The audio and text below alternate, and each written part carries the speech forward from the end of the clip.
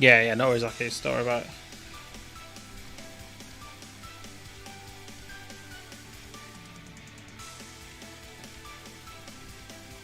People post anything on Twitter for clout.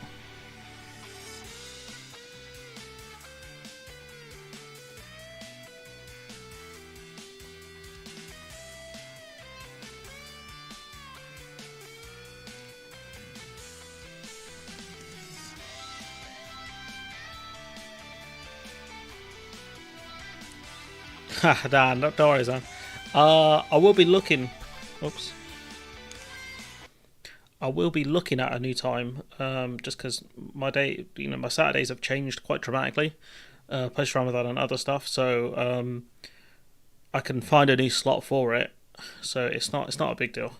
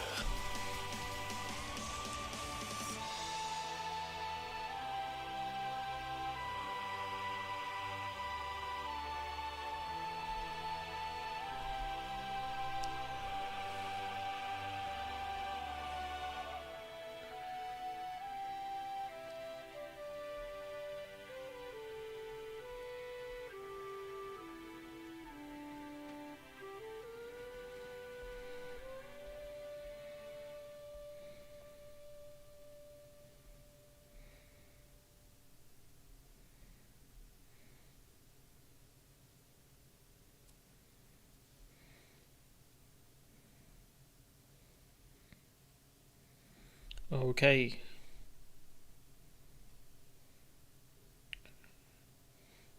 All right. We're gonna start in a moment and see if we can get anyone else in.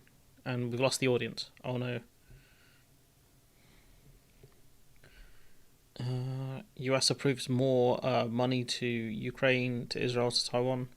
I'm sure American taxpayers must be very happy at where their money is going. Evening, night. Uh, Arsenal are winning. You hate to see it. Hate to see it. I'm trying to see what the FA Cup score was. So, they beat Chelsea 1-0. You hate to see it.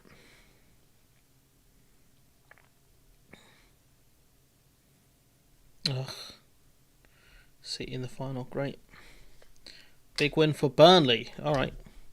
Burnley are in the Premier League as last time I checked. Let's have a look. What are Burnley saying? Jesus Christ. Oh no. I know a guy, he's a Sheffield fan. It's uh, uh, I wish it was the other way around. I could say I for one would not want to be a Sheffield United fan. But I can't say that because the scoreline's the other way around. Do you know what, actually, let me message someone about that.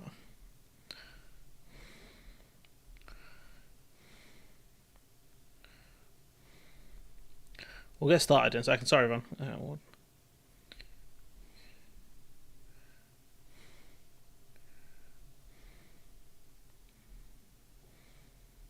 Okay.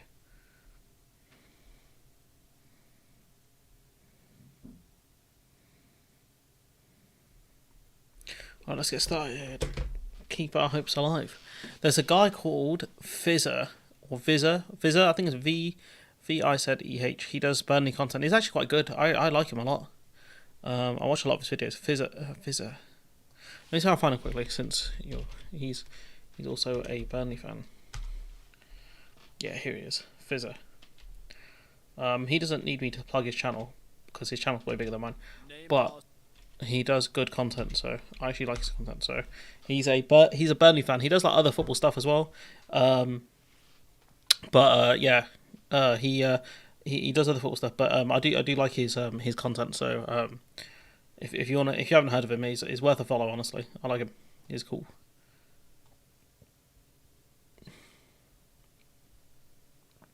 So yeah, recommend him. Anyways, let's get on with the political content that you have no doubt signed on, that you have come here for. So let's have a look. So I want to discuss this. I've just done a video on it now, but I need to do the edits and stuff on it. It's going to be a late night for me, I think. Probably stream will last like an hour and a bit, and then I might do some few more videos, and then just start playing my favourite game, League of Legends. What are we looking at? Oh, the RAM usage is very high though. Ooh, that is dicey, that is. Oh, I should be fine. Anyways, I want to discuss this. Labour has rejected an EU offer to allow freedom of movement for 18 to 30-year-olds, which unfortunately I'm coming close to that last number. Ouch. But anyway, so let's discuss here. It's in the article. So both the major parties are rejecting this. Stings, doesn't it? And that's for all the LS goons who keep talking about how great Labour are going to be, with the EU stuff. It's a poison chalice to accept. What this? What the EU mobility scheme? Are we talking about the Fizzer link? I'm sorry, but I would vote starter. Feels outlawed. Nah. Football's a national pastime. You can't be doing that. So essentially, what happened was the UK rejected the EU's proposal, which is an EU-wide kind of freedom of movement type thing for the youths. So the topic of youth mobility, she says, is in both our interests. This is von der Leyen, because the more we have youth mobility on both sides of the channel, the more we increase the probability we will be on good terms, because the next generation knows each other well, which is true. I think meeting people does kind of change your opinions on them. I met a lot of cool people from a lot of different countries whilst I was studying at university, and it did open my mind quite a lot. So yeah, it's cool. Saying we are not introducing. So this is the UK saying we are not introducing an EU-wide mobility scheme. Free movement within the EU was ended, and there was no plan to introduce it. A spokesman said. However, they do want to deal with individual states such as France. Now, I say in the video I've just recorded, and I'll say it again. I think the UK wants to do this deal with France because of au pairs. The nannies they have. So I think that's the reason why they want France specifically. But I could be wrong on that. I need to read out my prescription on my glasses that I just got tested for recently. Oh, yeah, I've got astigmatism, yeah, they're right. Was because my left eye's cutting out. I don't know, anyways, I went to the opticians recently, it was very interesting. And if you guys want to hear about that, you let me know in the comments. But, point being is, we wanted to deal with France. Now, I think it's down to the au pair thing, but I'm not sure. It won't be just down to that, but the fact that we have a massive labour crisis in the country, and we're looking at France to help us out makes zero sense unless you're looking at specific people to come by. Anyways, the Tories said no, and what Labour said was very telling. Actually, what Labour said I think was arguably worse. Let me see if I can find it quickly. There it's there. So senior Labour MP won't go on the record, coward. Liken the scheme to a sugar rush fast fix solution that would be helpful to an incoming Labour government but would be hard to wean off. They said even though Labour has reduced its green objectives, it still wants to decarbonise the grid. There will be a time lag between training, recruitment and reskilling workers. That would require an army of engineers, for example, to do that. We're currently far behind. To hit the ground running, this scheme offers us the opportunity to do that, but we will continue to fix labour market shortages. Said this proposal from the EU Commission to EU member states, not to the UK, has come about because the UK government is reportedly approaching the European countries to try and get mobility arrangements. Labour has no plans for youth mobility scheme. We have already suggested some tangible ways we could look to improve the relationship and deliver for British businesses and consumers, including seeking veterinary agreements, blah, blah, blah. But point being is, when you talk about wean, that phrase there, normally it's to do with foreign labour. The argument of our cheap EU labour is killing British jobs. We have a labour crisis here, guys. We have a workforce crisis. And for the Labour Party, the Tory Party to turn their nose up at this is comically stupid. It's comically stupid. We don't have the people to do this. That's one of the problems we're running into. But this is what I mean, they're doing this because obviously, it's going to be a political problem, but Labour could say, look, we could look at a scheme for it. Yeah, sure. Stay open-minded to it, possibly. But they just said no. They said no. And, all of those people who kept saying, Labour are going to be great when they come in. They'll do deals with the EU. The ones that are so stupid and think, we can renegotiate the trade deal with the EU and talk about, what do you call it? I can't remember the other thing I said. Security agreements, all this stuff. Labour have ruled this out, guys. They've said no. They refuse to do this. Stings, doesn't it? Stings, doesn't it? So yeah. And this going back, when a certain brother was talking about Labour going quiet on the policy of giving EU settled citizens the vote. Let's have a listen. Well, I think So this was actually relevant at the time. there are, arguments to say that if people pay their taxes, contribute to society, they should have some sort of a say. That might not just be voting. There might be other ways in which people can have a say in what happens in their local community. But I think, there are a lot of ideas being looked at by the party through the policy-making process. One of the other ideas, for instance, is around 16 and 17-year-olds having a vote as well, which is obviously an important issue. Given the cool reception the Commission proposed, I doubt that the Council will waste any. Yeah, I don't think they will either, I'll be honest. It's been around for a while. So you think the European citizen vote is a good idea, you personally?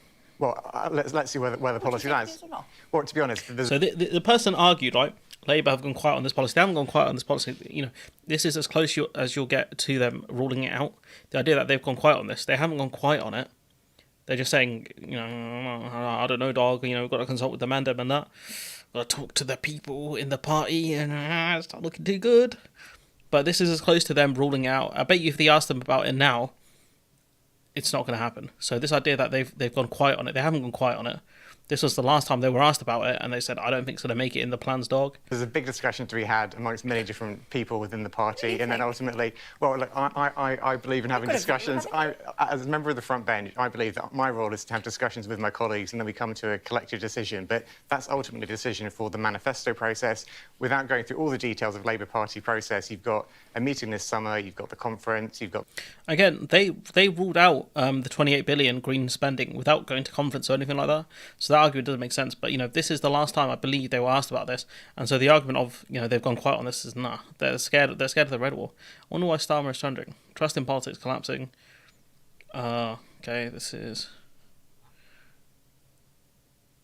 no, this is conspiracy stuff. We'll leave that out. So anyways, our expectations from UK Labour should remain very, very low indeed. Professor Paul Bernal, which is 100% correct on. 100% correct on, because this is not... I think we've gotten to the point where this is beyond expectation management. This is pure fraudulence. It's not about lowering people's expectations and delivering more. This is about lowering expectations because they're not going to deliver more. This is about, saying, we ain't going to do it. Like, we ain't got that dog in us. We're not going to do these great policies or these good policies that, people benefit from. And, for people to... Oh, that goes higher. What? Oh, I'm such a donut. I'm actually so stupid. I just realised that the stand I have for my soundboard could have gone higher this whole time so I could actually read the stuff on it. But I put it on the lowest setting. Stupid. Anyway, sorry guys, I'm on tangents today. I'm on tangents. It's not coherent today. We're incoherent. Anyways, as I was saying, right, Professor Paul Bennell was right. And this from Dr. Anna Jawozeska talking about the the Brexit checks. These checks have been postponed 5 times already. Because they will drive up food prices and will be an absolute nightmare for smaller importers.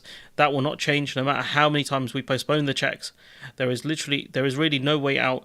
We either introduce them and deal with the aftermath, or change the BTOM and charges to minimise the impact. I'm not sure what BTOM is, but it must be the checks. It's not jargon. It's someone who has expertise in a field I have nothing in.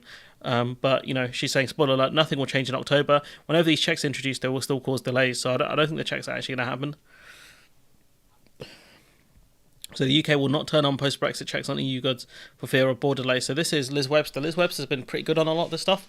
Apart from, I think she's pushed the single market stuff. Excuse me. And if she hasn't, then I apologise, Liz. But she's saying this is totally ridiculous.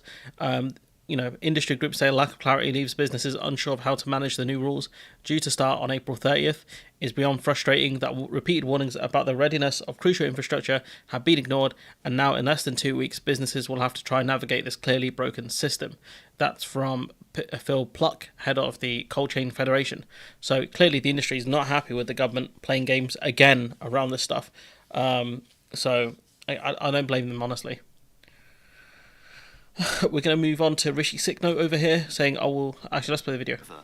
Dismiss or downplay the illnesses people have. We need to be more ambitious about helping people back to work. and more honest about the risk of over-medicalising the everyday challenges and worries of life. Over-medicalising people is clearly a dig at people with mental health illnesses, because they need illnesses. Border target operating model. Had to Google it. Yeah. Okay. How does DTOM stand for border target?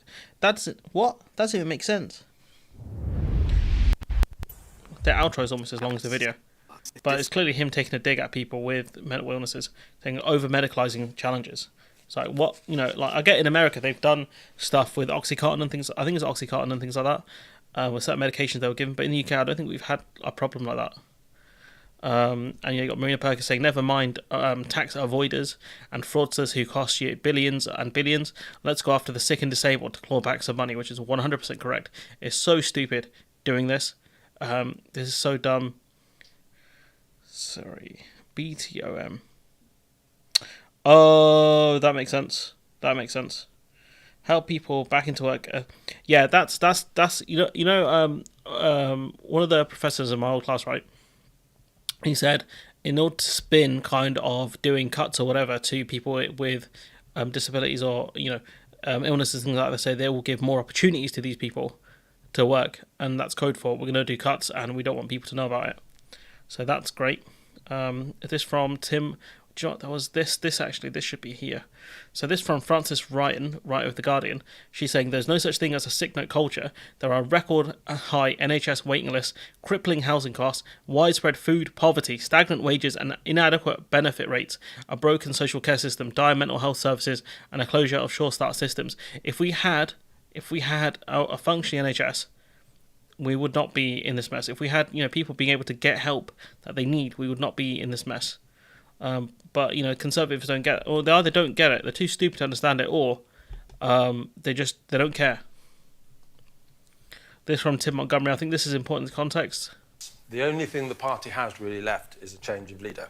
We're 2 weeks away, I think, Sophie, from the big crunch. I'm not surprised. And on a WhatsApp group of sort of conservative commentators I belong to, I think the mood is sort of turning now, and people think that something is going to happen in 2 weeks. The local election results are probably going to be disastrous, particularly if Ben Houchen and Andy Street both lose their mayoralties.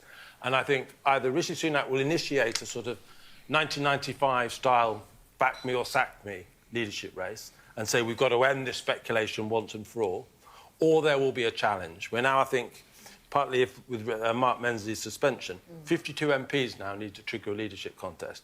I think very likely in 2 weeks' time we will have some kind of leadership contest in the Conservative Party. And I can hear Brenda from Bristol saying, no, not again. Not another one. But that is the mood in the Conservative Party at the moment. It's very, very febrile. What, and you think Rishi Sunak could even trigger one himself? I think it would be wise for him to do so, actually, because if he does say, for example, want to hold on to the autumn, and this leadership issue is live, and it is live, we don't want to, or he doesn't want to spend the summer with this thing hanging over his head. Better to come out there and say, there is all this speculation, I want the parliamentary party to get behind me.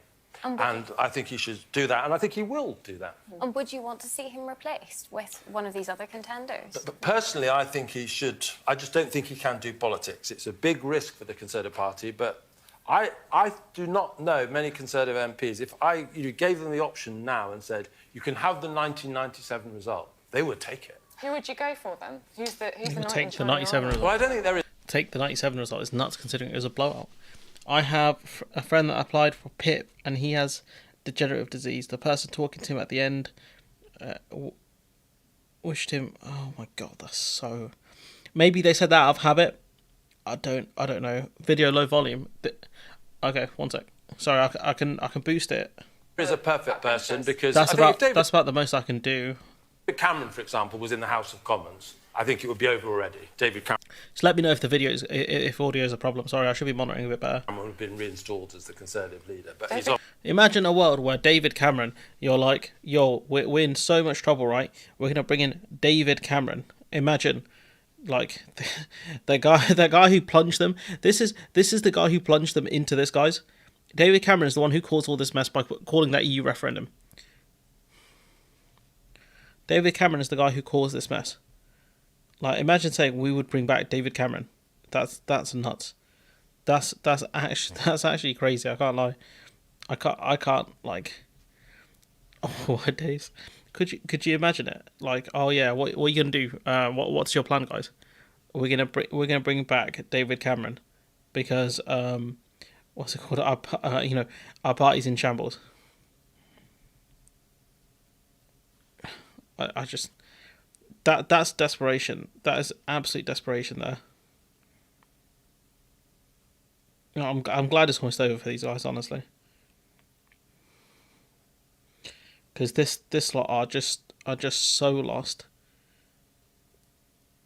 They have no idea. They honestly have no idea. But yeah, carrying on. Audio is good. Most people, my son's probably... It's the mix. It's the mix that's the problem. It's the audio mix. Cameron's like Back to the Future. Back to the Future. But you look at him on... Bruh, the worst. This will be the worst Back to the Future film. On the world stage, he looks the part. He has that authority. He's not there, so he can't... He's in the House of Lords. Personally, I would go for Tom Tugendhat. Tom Tug on his hat. No, that guy's washed. No, not Tom Tug on his hat. Guy's so dumb.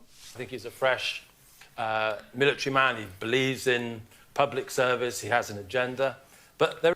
He has an agenda. They all have agendas. Everyone has an agenda. This is stupid. This man's... Oh, I need to get one. I need to get one for stupidity, honestly. I don't have the soundboard equipped to deal with the logic these people have. There isn't an obvious person who's going to... Let's be honest. It's probably going to be Kemi Badenoch. It's probably going to be Kemi Badenoch, let's be honest. What are the Reform Party in the polls? I think they'll take... Yeah, they're about 15. I think YouGov has them about 15 for the... in polling for Reform Party. And here we have Rishi Sunak's wife is due another £10.5 million payout related to her share in Infosys, a tech firm that regularly receives government contracts. So, according to Rishi Sunak, the people like this, they're receiving government contracts with a massive, massive conflict of interest. Not a problem, right? Not an issue, in the words of Bowler Hatman, right? But people who have actual debilitating illnesses and can't get the medical attention they need because of, long-term sickness at a record high, because NHS waiting lists at a record high, they're the problem. Like, get out of here, Rishi. Get out. Get out. You're done. You're done. One of the doctors, this is one of the other things I'm worried about, because they want non-GPs to do the sick notes.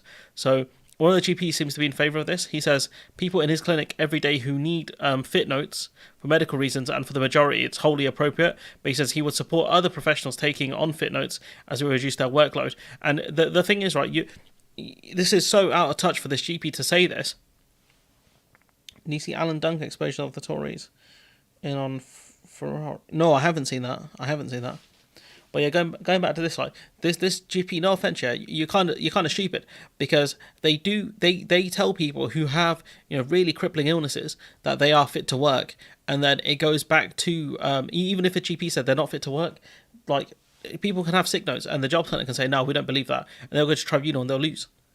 So what this GP is saying is very, very out of touch. Sorry to say this, bro, but this ain't it. I'm sorry, this ain't it. Carrying on, this is the thing I was just mentioning. 94% have been signed off by a GP. Do you think fewer than 94% should have been signed off by GPs? I think many more people are able, with the right support... No. That's not my question. My question is, because the point is that you're going to ask for other medical professionals, pharmacists, for example, to assess people for sick notes. Do you think of those 94% of people that were signed off, who asked to be signed off, do you think that there should have been some that weren't? Well, I think I did answer your question, and I started to say that, yes, I think there are far more people who are currently being signed off, 11 million fit notes a year, who, with the right support, that we are going to be standing up through something called Workwell, as I've described. No, I'm sorry, you're not answering. So, okay, bear with. Sorry about that. He's not answering the question, because I think she's asking, are the GPs wrong? And he's saying, no, with the right support, they can get back into work, which is not the question. His answer is not answering the question. My question. You're telling me about how you would like to encourage or help people who have been signed off to avoid being signed off. What I'm asking is, of the 94% who were signed off by GPs, do you think of those, some of those should not have been signed off? Well, I've already said yes. I mean, there's a one-word answer, yes. So then yes. you don't believe I've that said the that 3 GPs times now, accurate. You don't believe that the GPs should have signed those people off. Therefore, the GPs aren't doing their jobs. No, not at all. I think that's literally what you said, bruv. She asked you about GPs signing people off. You said no. What does that keep happening for? She literally asked you the question, and you said yes 3 times. You said yes 3 times that they shouldn't have been signed off, and now you've been called up on it. You're like, no, I didn't say that. GPs are doing a fantastic job, but we have to recognise that it's not just a GP interacting with somebody who's come in and has a particular medical issue. The bit that's been missing has been the work-related bit. So what we've got to move to, and this is why we have a call for evidence today, to ask lots of questions about what people think this should absolutely finally look like. What we've got to do is we've got to bring that work support into the conversation. Why don't you go with the work support to the GP then? Say, look, these are the measures we're going to put in place. Is this good enough? And I guarantee the GPs will be like, nah, blood. And provide it. That's the bit that's missing. So it's not criticising GPs in the least. What it's saying is that we need a more holistic approach to those that are currently going to their GP and are being signed off. And I think that will take the numbers down, but that will be to the good and the benefit of those people that will then benefit from staying in work. Look, if you can make the case to people, that they're going to put in these conditions so they can work, I'm sure people wouldn't, happily not go to the GP to get a sick note if they actually think that these conditions will be met for them to be able to go back to work properly. But you got to do that first. You have to put in those conditions first. I reckon what they're going to do is say to the GPs, these are the things that we're looking at doing, and then the GP will be like, oh cool, if this happens, fine, and then they're not going to do those conditions. You can't believe anything these people say here. This guy here. I hope I made sense there. And this is the last bit I think on this one, which is talking about there'll be a conservative. Actually no, I think we already covered this one. There'll be that. So we're going to carry on a bit. We're going to talk about the situation with Iran. Is it bad judgment or good judgment to hit Iranian sovereign territory in Damascus? No, that's something the Israelis decided to do. We haven't made a... I know, well, I'll answer the question, which is, I can completely understand the frustration the Israelis feel when they... The EWP officers got an extra pay money thus. That doesn't surprise me. Look at the Iranian Revolutionary Guard, and they look at the terrible things that they have done all over the world, including the support they give to Hamas. And, of course, Hamas were responsible for October the 7th, and that is... Okay. So when we look at the Americans, and they armed a group like the Mujahideen, does that mean other countries can go around bombing US consulates? Does that mean they can do that? Where all of this begins. So you can completely understand the frustration. Yeah, but what about Iran's frustration at part of its sovereign territory being flattened? Well, I would argue there is a massive degree of difference between what Israel did in Damascus and, as I said, 301 weapons being launched by the state of Iran. Which Iran gave notice for. Iran actually gave notice that this was going to happen. At the state of Israel, for the first time, a state-on-state attack. 101 ballistic missiles. When you attack an embassy, attack a consulate, that is effectively an attack on that state. So what he's saying there is not really true. 36 cruise missiles, 185 drones. That is a degree of difference. Yeah. And I think a reckless and dangerous thing for Iran to have done. And I think the whole world can see all these countries that have somehow wondered, well, what is the true nature of Iran? It's there in black and white. What would Britain do if a hostile nation flattened one of our consulates? Well, we would take the very strong action. And Iran would say that that's what they did? Well, what they did, as I said, was a massive attack. So they were right to... And I think, as far as I'm aware, the Iranians were attacking the military facilities that were involved in the attack on Iran. Like, I don't think they were going for civilian targets. I think only 1 or 2 civilians were harmed with those drones, and those drones are lethal. Those Shahid drones are like really, really dangerous because they're suicide drones. They're suicide drones. That's what they are. They're the ones that Russia are using in Ukraine, and Ukraine is having a complete nightmare dealing with them. Double standards, yeah. Respond, but they overreacted. Is that what you're saying? What I'm saying is that the attack they carried out was on a very large scale, much bigger than people accepted. Do they have a right to respond? Well, countries have a right to respond when they feel they've suffered. Let's look at this, right? Countries have a right to respond when they feel like they have suffered. Now, we can talk about the horrors of October 7th, right? And proportionality. I think the question should have been put to him, like, have Israel then taken proportional response, given that they are there's a plausible genocide going on there? That's the question I would have put to him as well. An aggression, of course they do, but look at the scale of that response. Had those weapons not been shot down, respond, but there could have been thousands of casualties, including civilian casualties. I think that's a really important point. Yeah, and when Israel uses drones, 11 schoolchildren were killed. But okay then, okay, buddy, good for you, Dave. Further stuff on this. Iran and Israel.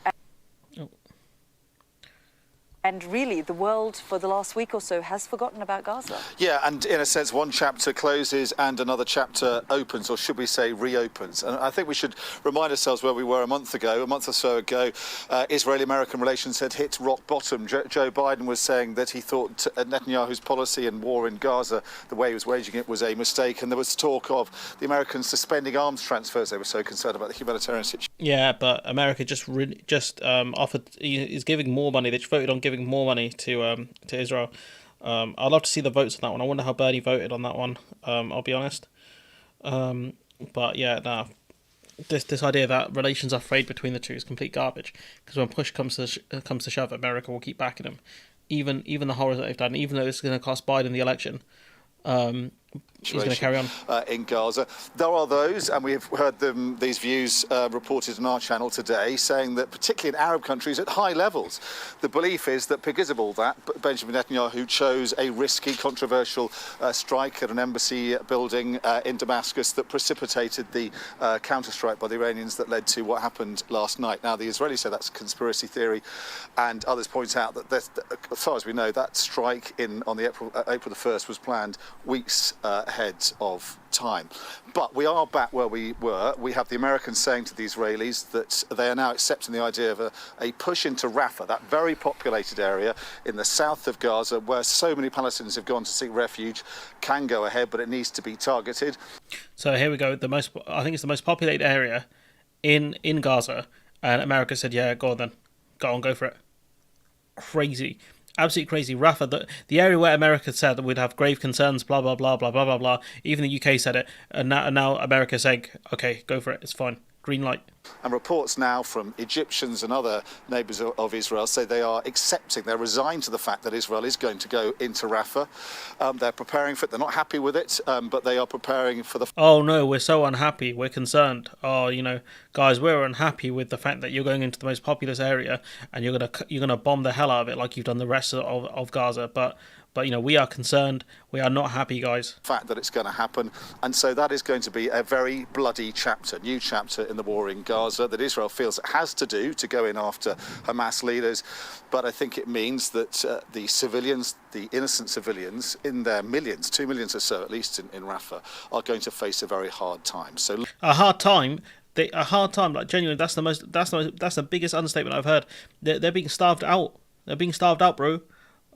This is one of the most populated areas. I think it's the most populated area in Gaza, and they're gonna bomb the hell out of them. That's what's gonna happen here. Genuinely, bro. Like this guy, Captain Understatement here.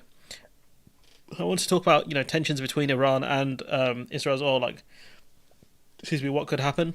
What will the economic repercussions of this weekend's strike by Iran on Israel be, and how could it affect you? Well, based on the financial market reaction today, one might be tempted to conclude the impact will be minimal. After all, the global... Actually, this one's not worth covering because Iran aren't going to go further than this.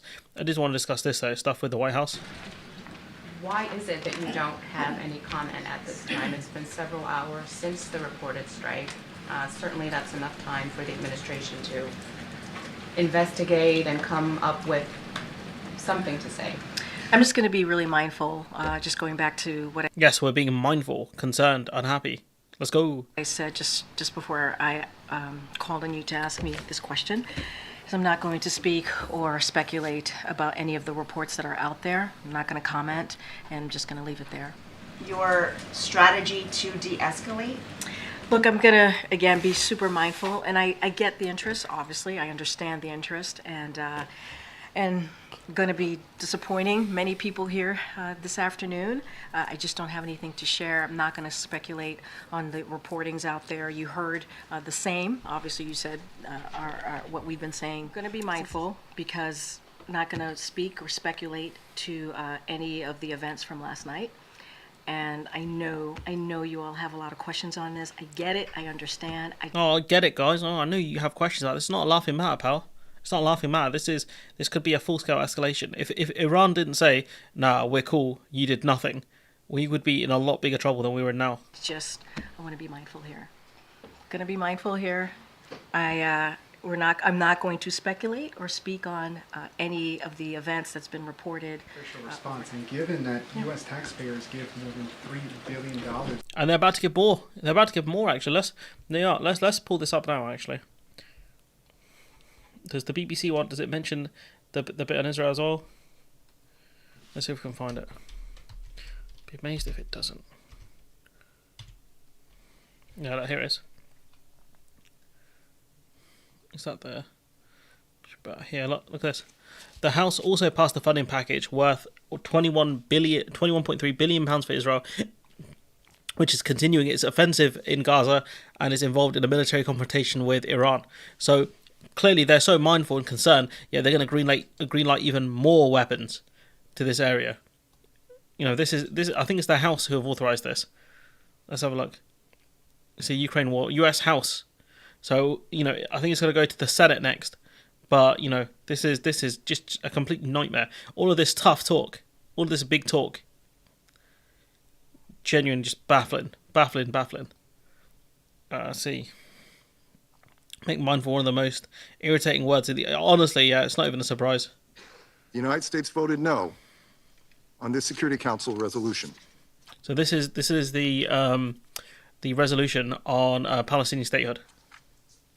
Again, the United States continues to strongly support a two-state solution. This vote does not reflect opposition to Palestinian statehood. So literally they've blocked it again. So they've said, look, we're not against Palestinian statehood, but not right now. That's what you might as well just say there. Rachel Sharby saying, Israel has long acted like a rogue state with zero consequences from its allies. The difference now is that more people than ever before can see it. And I think there are more... It's more widespread now. It's more widespread. It's more brazen. People can see it. It's coming out. It's not just in Gaza anymore. It's not just in the West Bank anymore. It's Iran. This is another state they're attacking. But we're gonna switch gears. I think that's all the stuff I'm gonna do on Iran. We're gonna just go back to Britain. I think. So government taking a victory lap over inflation when they did nothing. 3.2%. The Chief Secretary to the Treasury, Laura Trott, is here. It's good to see you. Good morning. It's good news. Yes, it's very good news. And it hasn't happened by accident. When the Prime Minister took over, inflation was at 11%. Food inflation was at nearly 20%. That was so difficult for everyone at home. But because of the action we've taken alongside the Bank of England, which has been praised by the IMF, and the OBR has been very clear that the actions we... I don't think you did get praise from the IMF. ...taken in this year in the budget have been deflationary. It's now down, and that's really... It's not deflationary. It's just not caused more inflation. Deflationary is deflation. That's what you'd call it. Good news for people at home. But when inflation was going up, you said it was nothing to do with you, and now it's coming down. It's everything to do with the Prime Minister. No, I think, the way that inflation works, obviously, it was a huge inflationary shock. Putin's illegal war in Ukraine did have... Brexit as well. We're going to miss that one off, I'm guessing. Massive pressure on energy prices here in the UK. And how does a country that we buy, I think 4% of our gas and oil from, have such a big impact on our energy prices, and yet other countries have not suffered as badly, even though they buy more gas and oil from Russia? Someone please explain that one to me. And it's very difficult once inflation starts to then bring it down. But we have worked very carefully, very steadily on increasing the supply side of the economy, on making sure that we have... What did you do to increase the supply side? Nothing. You've done nothing to increase the supply side. Being very responsible with public spending and working alongside the bank, because it's really important those two things work together. So fiscal and monetary policy have to work very closely together. You've named nothing. You've named nothing in this. So, given outside influences, how concerned are you about the impact of what's happening in the Middle East at the moment on our economy? This is so dumb. She just said, oh, fiscal supply side stimulus and fiscal responsibility, and you're just like, what? What? You've said nothing in this statement? Honestly, this is just complete jargon, and Kay Burley lets her get away with it, and is like, what do you think of Iran? I'm baffled. This from Ridge. I guess the Sky News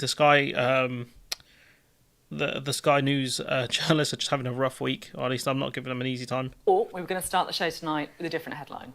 I thought that finally, 2 full years after the policy was first announced, I'd be sitting here saying that the PM's flagship plan to send migrants who arrive in the UK on small boats to Again, it's asylum seekers, but okay. Rwanda had at last cleared its final parliamentary hurdle.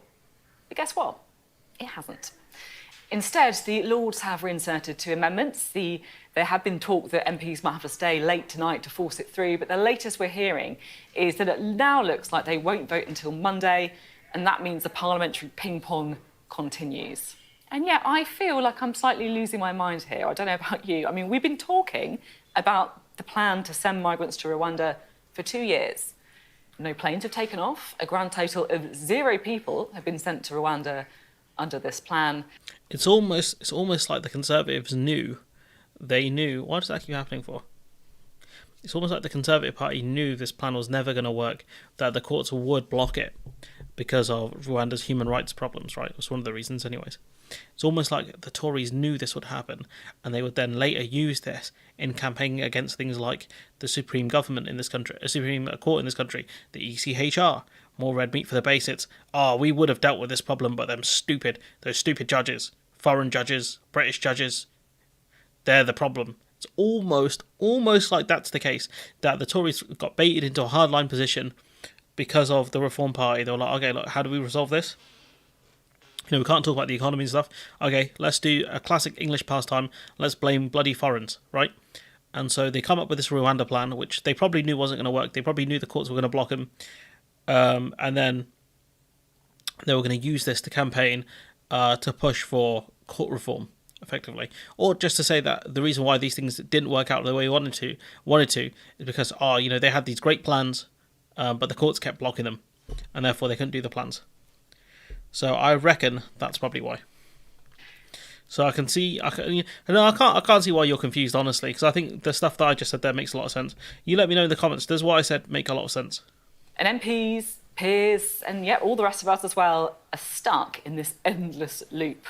When will we break out of it? Tonight? Monday? Never? At this stage, who the hell? I mean, it's never, because I don't think they ever wanted it to happen, I'll be honest. Maybe Braverman did, because Braverman's like a complete lunatic. But I don't think they cared too much, to be honest with you. But what they wanted is red meat to the base, because nothing else. So like I said, they go back to type, which is blame someone. Who are you going to blame? Poor people. Sick note culture. Bam. Got that one. What are you going to do as well? Blame foreigners. Classic British pastime. Really not British. Sorry, I don't want to malign the rest of the union here.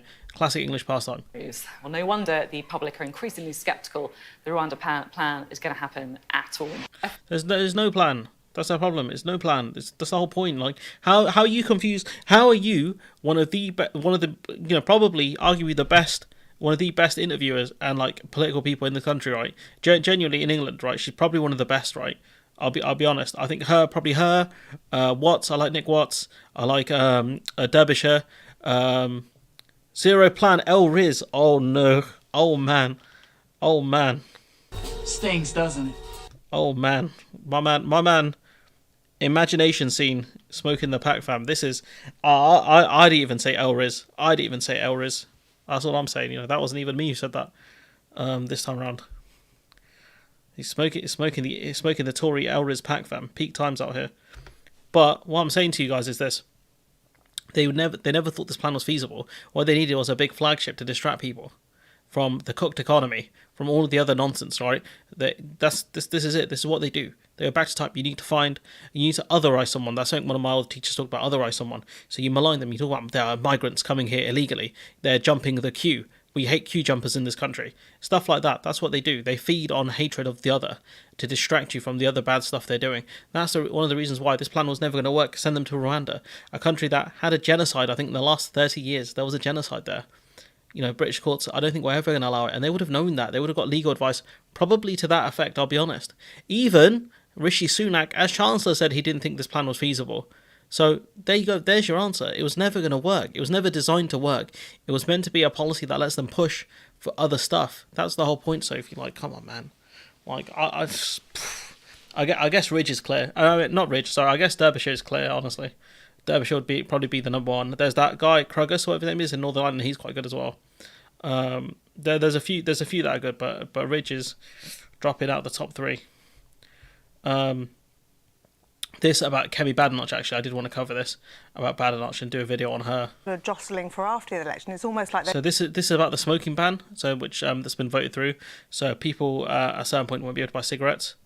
I think it's like it'll phase in. I think New Zealand have done a similar thing. So people born after a certain year won't be able to buy cigarettes. Plan wants to have no plan for Rwanda. Exactly. You know, the Tories, this is what they say. I know you understand. You know, holding a revolver at us. Then they're not pitching at the electorate, at this electorate anymore. They're pitching at the electorate after this. Kemi Badenoch, I thought that was quite extraordinary, a cabinet minister rejecting her prime minister's legacy. She stood there with the rest of them at Conservative. Yeah, I think it's just I don't even know why they're doing it. I'll be honest. It doesn't make any sense to me. But voting against your own government's policy, that's grounds for dismissal. That's grounds for you're sacked from cabinet. So the fact that she hasn't been sacked from cabinet shows you Sunak is completely dead in the water, honestly. Conferences was their big offering. We're taking decisions for the long term. That was the kind of temporary slogan back in November, October. And now she's just said, I'm not about that. I'm about what my career is and the next leadership. Yeah. She said, I'm all about me, not all about the party. More from Badenoch. The question is that as you, Kemi Badenoch, you voted for Brexit, how well you think the British economy is going, especially as we were the first economy in trade history to raise barriers with our major trading. The New Zealand government just voted and this pulled the no smoking ban. What? Well, they got rid of it. They got rid of the smoking ban. Bit of an understatement for the smoking ban. Partners, and the trade deals done so far are really very small and a small beer compared with the trade arrangement of the EU. Thank you. So we haven't, certainly we didn't originally raise barriers. We actually didn't raise barriers. The EU... We have raised barriers because we're doing customs. So that's not true. We did. I think we did raise barriers originally. We did. And that was one of the risks I think that we were aware of, that there might be... What do you mean one of the risks? You knew it was going to happen because we're a third country. It wasn't, maybe the EU are going to do barriers on us. No, it was 100% correct. Oh, yeah, Christian Murphy, yeah, you think he's number one?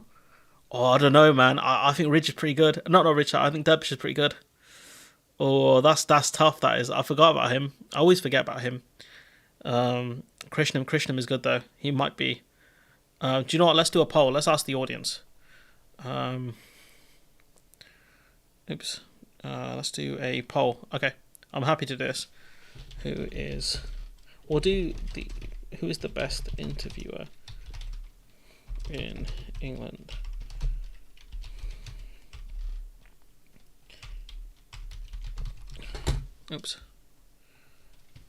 Krishnam.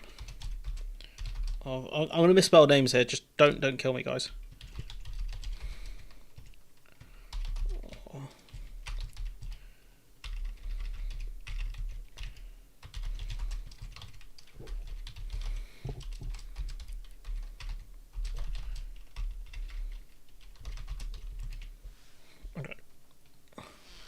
I put a poll up, right? None of the above. Okay, who's your answer then, QA? Who is your answer then, QA? That's the question. Better not be James O'Brien, I swear to God. Be some retaliation for us leaving. But you are about to impose barriers. Yes, but the reason why, and this is one of the interesting things about how these things play out. The reason why is because we have a lot of stakeholders, farmers, for example, who want a level playing field, and this is where the tension between the free markets and the protectionism comes in. The farmers. This was there was never going to be a level playing field because this is how the EU deals with third countries. Like, if you want to deal with third countries differently, that's fine, but this is how the EU deals with them. This is on public record. That if you pick a free market, free trade strategy, you need to, again, the risk appetite comes into it. You need to decide how far you are going. Yeah, James O'Brien, a complete fraud. How is Krishnam? Well, Krishnam's, we got 7 votes. Damn. Well, will they go to 15 votes?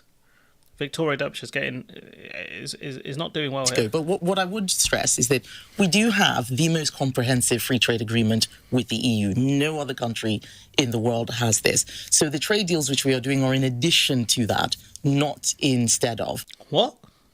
Have the most comprehensive free trade strategy. You need to, again, risk appetite comes into it. You need to decide how far you are going to go. But what I would stress is that we do have the most comprehensive free trade agreement with the EU. No other country in the world has this. You need to decide how far you are going to go. But what I would stress is that we do have the most comprehensive free trade agreement with the EU. No other country in the world has this. So the what? How is our trade deal that much better than Japan's or Canada's? Is the what do you call it? Is the what's it called, the TCA that good? The TCA is washed.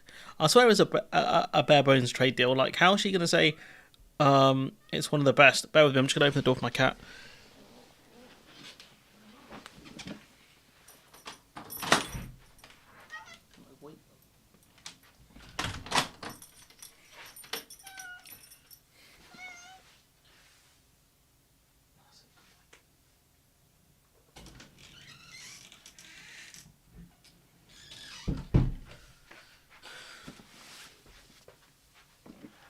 Really hope there's food in his bowl, because otherwise he's going to start moaning at me. It's a very good one. I do think that we have an interviewer that government is scared of. Yeah, that's true. Actually, they do stay away from Channel 4 generally. That could be a good point there. But is the UK trade deal that good? I don't think it is it? I thought the Japan deal was better. Why would the EU give us a better trade deal than Japan? Doesn't make sense. That's different. Those aren't. Well, Switzerland does have a load of bilateral deals, but I don't think Switzerland counts. So we'll leave the Swiss out. If we're talking TCAs, we're talking Canada, we're talking Japan, we're talking the TCA, those kind of ones. Trade deals which we are doing are in addition to that, not instead of. And many people talk about the benefits being so small. You look at the figures for what's happened with trade with Australia since we signed the FTA, far more than any of the models predicted. You know, it is going gangbusters. We are now the fourth largest. Is going gangbusters, but offers no source. My sources that I made it the fuck up. Exporter in the world. On services exporters, we are doing brilliantly. I think we're the second largest. But you are putting up barriers. In the world. Yes, but other things have come down. So we've removed tariffs, for example. We've removed loads of tariffs, and the cost of living crisis has actually hit. Yeah. I wouldn't. Yeah, I wouldn't. With Switzerland, I don't. I'm talking CETA. I'm talking whatever the Japanese one's called. That's what I'm talking about here specifically. And quite a lot of what has been done. We've removed tariffs on lots of products, which became cheaper, but inflation has. But they were. How the hell is Australian beef, like non-hormonal Australian beef, going to be cheaper than stuff we can buy from, I don't know, like France or something like that? The geography alone is insane. But if you're a delicatessen, Australia let's get stuff from halfway. Instead of, yeah, exactly. How is the beef from Australia, if it's like, you know, like non-hormonal, you know, like ones that pass, you know, ones that are basically the same standard as the ones that we have in the UK now, or similar enough, right? How is that going to be cheaper than getting it from, like, I don't know, like France or something like that? In Britain, I can't remember when this comes in, but it's imminent if it hasn't already happened, and you're importing cheeses from Italy, for example, you're going to be faced with a bill for every time you import them up to £145. Now that cannot be absorbed by the importer, so it's going to have to be passed on to the consumer. Therefore, inflation goes up again. So in a manner of speaking, inflation, there are lots of different products that will have more of an impact on inflation than others. But, you know, interest rates and so on, those are the things that will really, really have an impact. It's because it's about the basket of goods. It's about the basket of goods. If you take out those cheeses out of the basket of goods, then it changes the amount of inflation we have. This is one of the tricks the Bank of England pulled when it came to inflation, because you can tell yourself, right, as a person, how much your food shop's gone up by. So the argument of the inflation calculator even being accurate, the Bank of England decides what's in the basket. That's one of the problems. Christian Murphy gets my vote with not Ma. No, we're not Ma. Maybe this new version of Ma. Maybe actually the LBC Ma is good. BBC Ma was washed. Derbyshire has some good ones, but Christian has some of the best ones. Okay, Aussie beef is expensive. Is it expensive because of the tariffs and stuff, or is it expensive because of shipping? That's my question. Has anyone sent or traded with Switzerland? It's a bloody nightmare and expensive. Import cheap African meat and chlorinated chicken. Yeah, I mean, we're probably going to be the chlorinated chicken.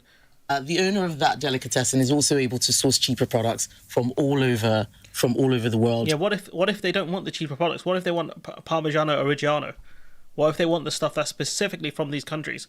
LBC one I meant. Yeah. LBC guy is sick. The LBC version of him is good. The other one is.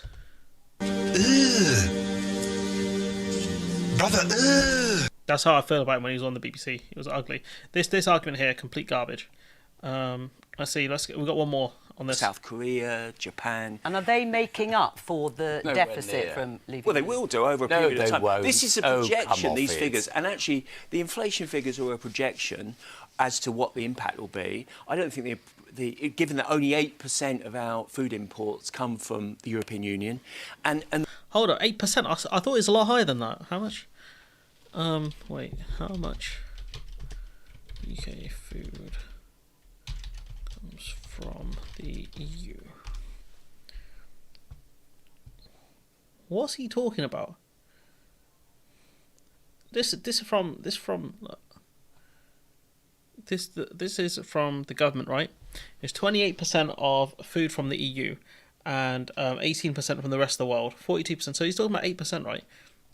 Hang on. Where's he get 8% from? I don't get it. Oops. This is the most recent thing. It goes 28% of our food came from the EU. And that's from, let's see, what year is this? In 2020. I suppose the problem with this is this was before we left the single market. So that's going to be difficult. Why is the graph all the way that far down? I can't see anything more recent than that. I guess they haven't done any more recent studies, maybe. Yeah, Europe is according to CNN, right? And CNN on American news, I would not trust them to save their lives. But when it comes to foreign news, they're actually quite good. So let's have a look. See where can we get a number? CNN. Oh my days. Is there a number here? Brexit. God.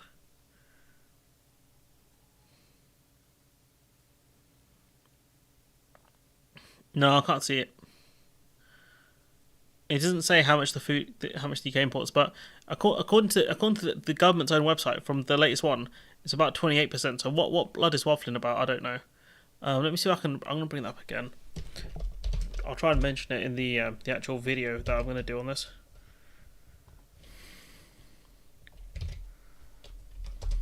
Let's keep this one. But yeah, according to the government, this is from 2023. I mean, look at that. Russia's going to go further down as well because of all the sanctions and stuff. So, are we going to buy? My man is just doing this. My source is that I made it the fuck up. What was the question? How much food do we import from the EU as a proportion of our total imports? And the wider point I would... Especially the other problem is the UK is producing less food. Now as well. Because of the lack of farming and stuff. So it's just complete garbage what he's saying here. Say is... My source is that I made it the fuck up. Just play it again. 30 years ago, the European Union, by dollar denomination, was 30% of world trade. Within the next 15 years, it will be about 14%. All right, well, so we're looking at... That's a classic argument, but again, it's about geography. Trade deals with geography. They're going to be less important on the world stage, but it doesn't matter. It's about them doing trade with us. We're not right. What are you saying to? So number one, floristry is a £4.2 billion industry in this country, and they are really, really struggling at the moment. There are florists in every constituency in the land. I'm only looking at my phone because I forget the names of these flowers. No, I haven't got an appointment. Some flowers have been. I don't know why these particular flowers have been designated by the UK as medium risk, and therefore have to go through a special system. So this is, I'm assuming he's talking about exports and stuff like that, but imports, the Netherlands and the Dutch tulip guys were talking about this recently. The Dutch tulip guys were talking about this recently, where they're having massive problems exporting tulips into the UK, or they're going to face further problems exporting it to the UK because it's seen as medium risk. The UK imported 46% of its food. Yeah, I've got the 2020 figures here. I wanted something more recent. That's the only problem. Including Orchidaceae, Dianthus, Gypsophila and Solidago. Good pronunciation. I'm glad I didn't have to read those. Gypsophila. I might have got that wrong. But the point is that for businesses, because it's very time critical whether they get their flowers in and out... Wait, it's like 39% of the UK's food imports were sourced from the Netherlands. Okay, yeah. I've got those numbers. I need something more recent. I need post single market. That's what I need, because I think we're still in the EU single market 2020. I think it's 21 we came out. It's an additional £350 to £500 a day cost to them. Businesses are going to go bust. And then you can repeat all of this when it comes to medicine. I only got figures from 2022, just the other... What Statista have got them? Where's that then? Let's have a look. Statista. Where the hell did Statista get them from? So yeah, like I said, let's see, what's the most recent one they got? 22, we'll take that. With the EU, so it's come down. It's come down from 28, but it's at 23. So it's almost a quarter, a fifth of our food originates from the EU. So like, it's never been that high, to be fair. So it's been under a 30 or under. But yeah, where this man got his figures from. My source is that I made it the fuck up. Honestly, ridiculous. As well, because the supply chain through to the UK is meaning that people aren't able to get the medicines that they need. We should have frictionless trade, which is what we were promised by people like him when they lied to us about Brexit. Oof, that's a burn. Stings, doesn't it? That's a burn right there. Respect that.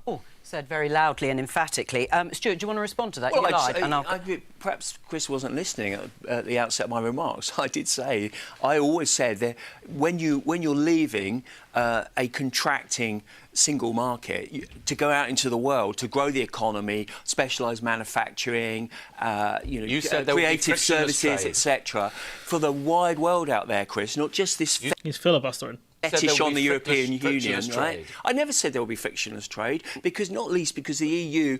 What's this guy's name? Lord Jackson. Let's see.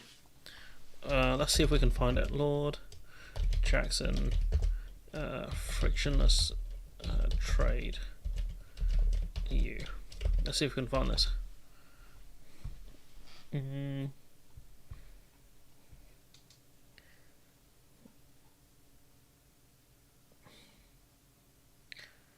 Can't find anything on it. That's a problem. Let's see if I can find it. This guy's probably not big time, to be fair. I've never heard of this guy. He don't look like a lord either, to be fair. No, I got Stuart Jackson, got no Lord Jackson. Unless that's his actual name, but... Has a strategic... Geez, Derbyshire's on the comeback, though. Look, she's on 33% now. Got 20... Got like 8... We've got 3 more votes in it, I reckon. Objective to punish the UK for leaving the European... Yeah, no worries. Suzanne. Union. These are our rules, as not Martin theirs. Selmayr said many years ago. So yeah, there will be some. All right. Well, let me bring the others. I wish he had the quote there on his phone. That would have been a lot more impactful. I mean, the charge. So yeah, these arguments here again, like doing deals with Singapore, Mexico, and all that. Like we know they're negligible. They're negligible. Let's have a look actually. Let's see. How much does the UK deal with Mexico? Apparently the Mexican Coca-Cola is better. I can't say Coke because that has other connotations, but see, 4 billion, right? Okay, so let's see if we can find as a percentage GDP Have the government put down the GDP figure? That's the question. How cowardly are they? Have they put GDP?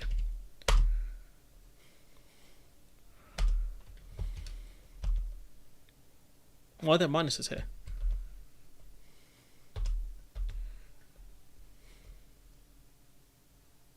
I'm sorry, what? What is... Economic data for Mexico, for IMF. Okay. See if we can find GDP growth then. There's no GDP growth. I don't know. This report is so washed. I can't figure it out. So here we go. We can work with this. She mentions, right. I'll bring this up on the big screen once I found it to actually worth mentioning, right? Because some nerd in the comments can do maths, I'm sure.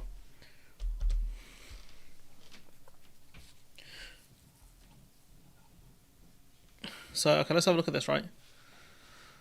So the latest figure shows UK exports over 1 billion worth of services to Mexico. Now I don't know if the trade deal includes services, right? But let's say it does, right? Let's say it does. What's 30%? I need to know what's 30% of 1 billion, and what's that as a percentage of the UK's GDP? If one of you nerds in the comments can do that, I respect you. So I'm gonna leave this up on the screen, yeah.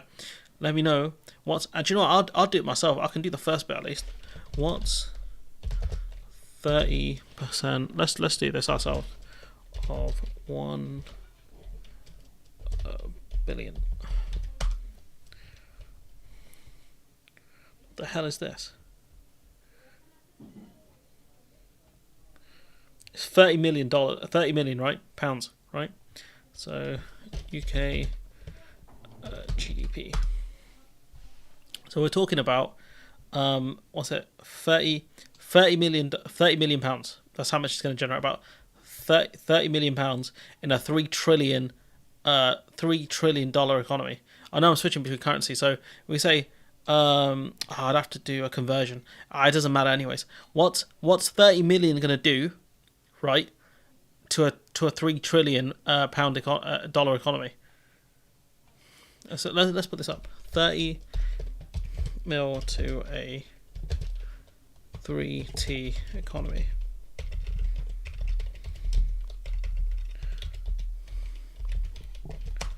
What's a prince to a king is basically the effect of what we're saying. I would guess main exporter of that is, well, you know, I'm sure Gove will be a fan of that. Are we allowed to make addict jokes? Is that should we frown upon that? I don't know. I feel like I should be allowed to make them. I'm trying to see if there's any new comments on the thing. Just quickly, just bear with me, just to see if anyone snuck any comments through me. I don't think they did. Doesn't look like it. Nah, we're all good here. Okay, cool. Let's carry on anyways. So we got this one, right? Ridiculous. Absolutely ridiculous. This guy here. My sources that I made it the fuck up. Honestly, just insane. Hi, Tim Davies. This video infuriated me. And if this bill passes, it'll be an extra £50 million. And right now, people are crying out for that extra investment within their communities. And we do have a plan. What you don't need is another gimmick, which is what this is. We've got a plan to crack down on the gangs, boost the National Crime Agency, actually clear the backlog that your government has created in various Home Secretaries. And would that stop the boats? And I think having a review of the resettlement routes, actually having safe and legal routes, because right now, so I've got 100,000 people to come in. That's what you're going to go. Who's Sarah Owen? Is she Labour? Labour MP. Labour haven't pushed any of this stuff though, as far as I'm aware. Safe and legal routes. If you do that, under it's your government right now. That's what you've got right now under your government. But what I want to see is some fairness. What I want to see is some fairness. Right now, I've got an Afghan female surgeon who is a sister of my constituent in Luton North. There is no safe and legal route for her to get here. None at all, and she is in hiding. Can you tell me a safe and legal route to get her? Well, funnily enough, there's a very good charity that sponsors people to come in. And, you know, No. Well, and there you we are. also It's need just, it's infuriating. I don't know her arguments here. I don't know if half this is even true. and we do have a plan. What you don't need is another gimmick, which is what this is. We've got a plan to crack down on the gangs, boost the National Crime Agency, actually clear the backlog that your government has created And would in that stop various the Home boats? Secretaries. And would that stop the boats? And I think having a review of the resettlement routes, actually having safe and legal routes, because right now So you want another 100,000 people to come in. That's what you're going to go. If you That's what do you've got that, under it's your government right 100,000 now. people come. So yeah, I don't know about Labour pushing safe routes of entry, but look, you have a system where, you know, Afghan refugees, the ones that we promised help to, we're not helping. You have a person there as a female surgeon who could add a lot to this country, and be, you know, the best people in this world will always be the ones that heal people, always, right? And we're saying no. We're saying, you know, the only way she can get here is by crossing the English Channel, and she might want to come here because she has a relative here. Maybe she knows English. I don't know. But this is such a dumb system we have, where we're penalising people for trying to get here who could add so much to this country, right? And we're doing that because of a bunch of racists. Let's be honest, a bunch of racists that, you know, are like, no, I don't want no bloody foreigners here. Like, just, wow. I can't, honestly, just lost. I fail to see the logic here. Just absolute failure, honestly. This clip is so infuriating. I want to talk about this this stuff. Stop the boats is a literal dog whistle. It's not even a dog whistle, it's a bloody foghorn. It's an absolute foghorn, let's be honest. That's the point of it. It's just crazy. But, you know, I want to say... Hey, I'm not surprised. But honestly, it's just the Tory party just stoops so low with this stuff about attacking people with illnesses and disabilities. Like, fuck off. Like, absolutely get lost. Every week it feels like this when I have to do videos on some of the stuff that happens during the week. Every week, especially like sometimes when they come up with dumbass policies like this. Like, imagine being like, oh, funnily enough, there's a charity that can help. Like, come on, man. Like, be realistic. Like, there's a person who's in hiding because of the Taliban, because they don't like women that work. They want women that stay at home. They don't think women should get an education. It was, I don't know if the Taliban hold this view, but ISIS was saying, why do women want an education so they can belittle men? Like, come on, man. Keep trust away from the pork market, and the pies. The result of this is, instead of people on the left blaming Margaret Thatcher for every economic ill in our society, Thatcher does deserve blame for a lot of the problems we have in this country. Okay, I wasn't alive back then, but based on what I've read that she did, Thatcher does deserve criticism. years after she left power, what they're doing now is blaming everything that's wrong in our economy on that mini budget, aren't they? Now that Let's blame must Thatcher. sort of anger you to an extent, because you Truss loves her pork markets, which may explain her support for Trump, maybe, yeah. you can question some of the measures, you can question their impact, but to blame everything But it's on not, that what budget... they're saying is not borne out by the facts. It's a smear. It's a smear. Why is nobody countering that smear? I mean, you are, Well, obviously, by writing the book. I'm countering it. A lot of economists have countered it. Who's economists? Which ones? My sources that I made it the fuck up. A lot of... when I meet people... Who? You, Craig and them. Who else? You know, quite often out canvassing or out on, you know, the street, people will say you did the right thing. So I think a lot of the public... This honestly, I don't... Me pressing the button again wouldn't even justify it. The public are saying you did the right thing. The public. Is she talking about her husband? Who in the public saying you did the right thing? Understand. This is the person Liz Truss thinks she is.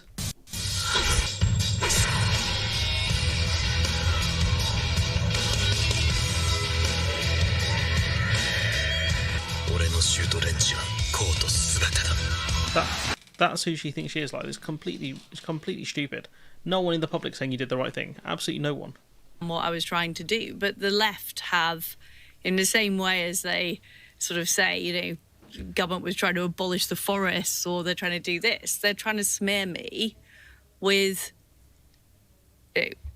No one's done anything to me, mate. No one. I know racism has gone up pretty dramatically. Islamophobia has gone up since the stuff kicked off in Gaza because of Israel. But, you know, to me, nothing's happened, luckily. Yeah, you know, racist attacks on Polish people going up. You know, it wouldn't even be just Polish people, it should be anyone who looks Eastern European. And then you've got, reports with Pakistani and Indians have gone up by 600%. Nothing's happened to me or anyone that I know of, but that kind of stuff doesn't surprise me, I'll be honest. Economic results that I'm clearly not responsible for. Why are people, currently struggling? Well, very high energy bills. Why is that? Well, we haven't done things like fracking, which we should have done, which would have made... no, she wants to do fracking. It wouldn't, bro. It's just this stuff will get sold on the global global energy. It wouldn't even dent our energy costs because all they'll do is sell it off abroad. Energy cheaper. They're struggling with the cost. That is true. You cannot spell Liz without L. Of living. Why are we in that position? Answer is Britain's economic growth has not been enough, and whatever mistakes I may have made, and I'm not saying I haven't made mistakes, I did not cause Britain's lack of economic growth. I tried to fix it. Yeah, you made it worse. What you did is you had a bullet wound, and what you do, you shoved a sword in it. Let's be honest, ridiculous. In terms, but you more than hint at it, that there was an economic stitch-up. Do you believe that? I believe there are a group of people who... they work in the Treasury, the Bank of England, the Office of Budget Responsibility. They have a similar worldview. It's groupthink rather than a conspiracy, but they believe in the current economic model Britain has. They believe in the economic consensus. They essentially believe, in my view, in managing decline. Do you believe Andrew Bailey should still be Governor of the Bank of England?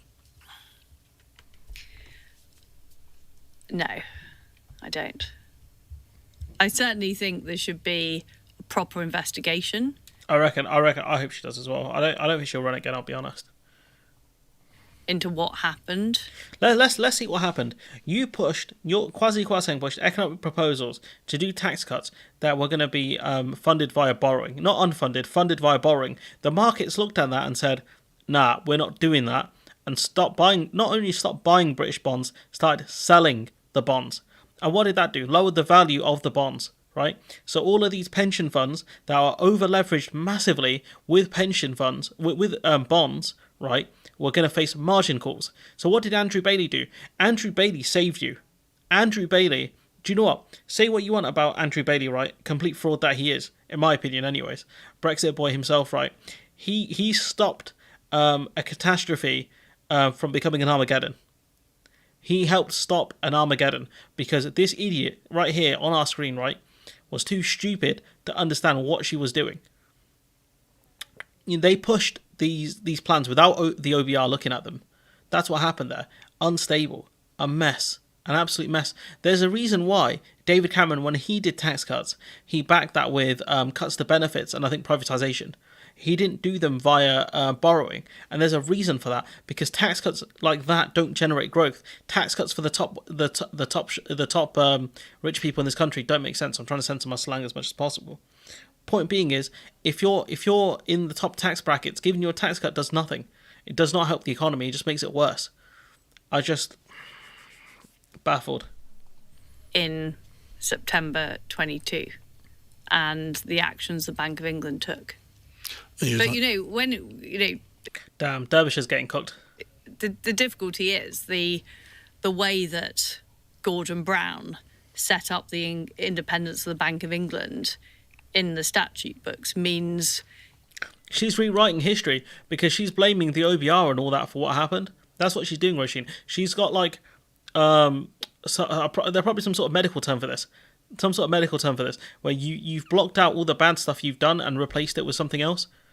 This some Itachi Genjutsu, fam. Let's be honest. This is an illusion she's put in her own head. It's very hard to move a governor of the Bank of England on. But I think big mistakes have been made with monetary policy. I think... Yes, it was you who made them. We're looking for the person who did this. It was you.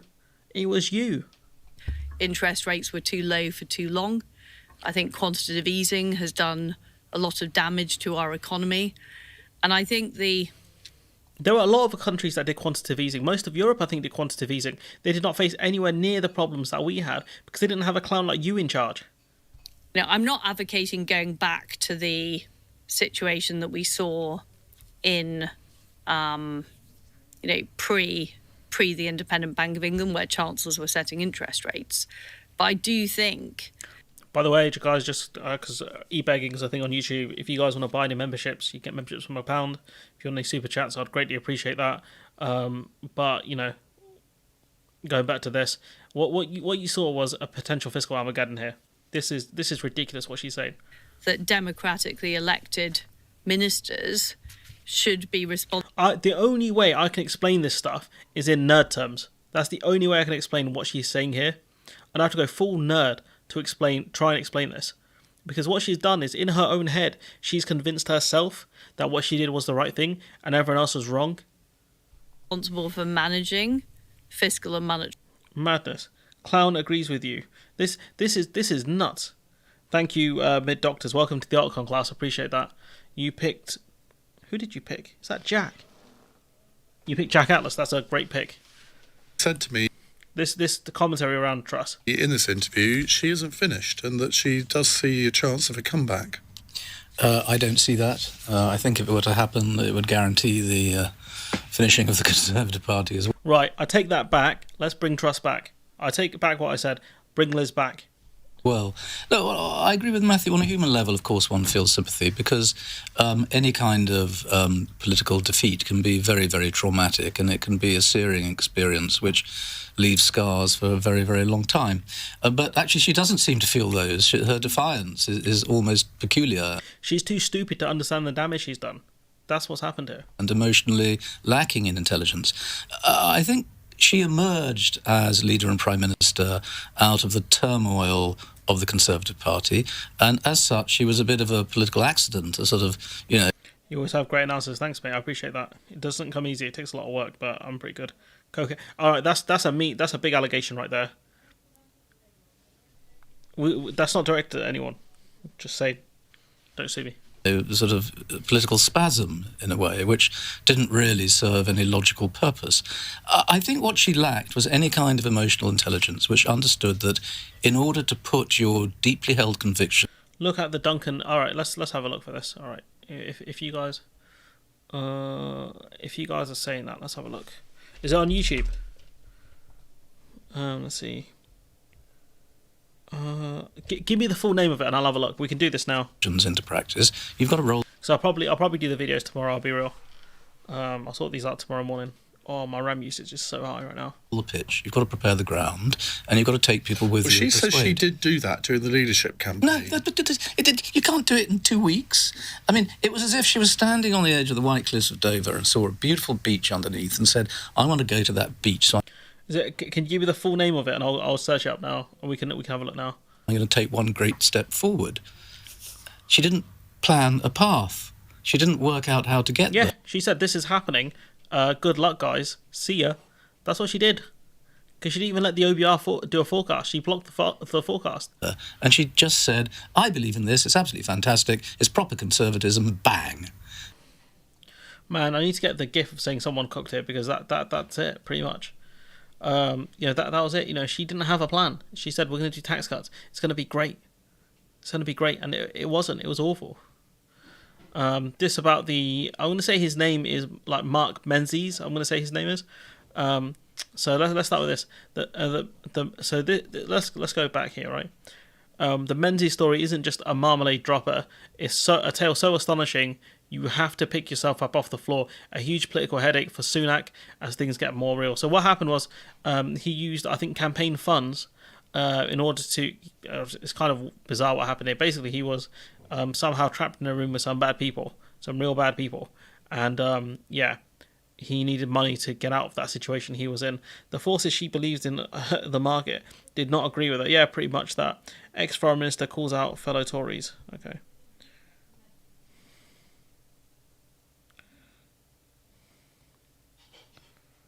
Let's have a look. I'll see if I can find it on YouTube. Let's see.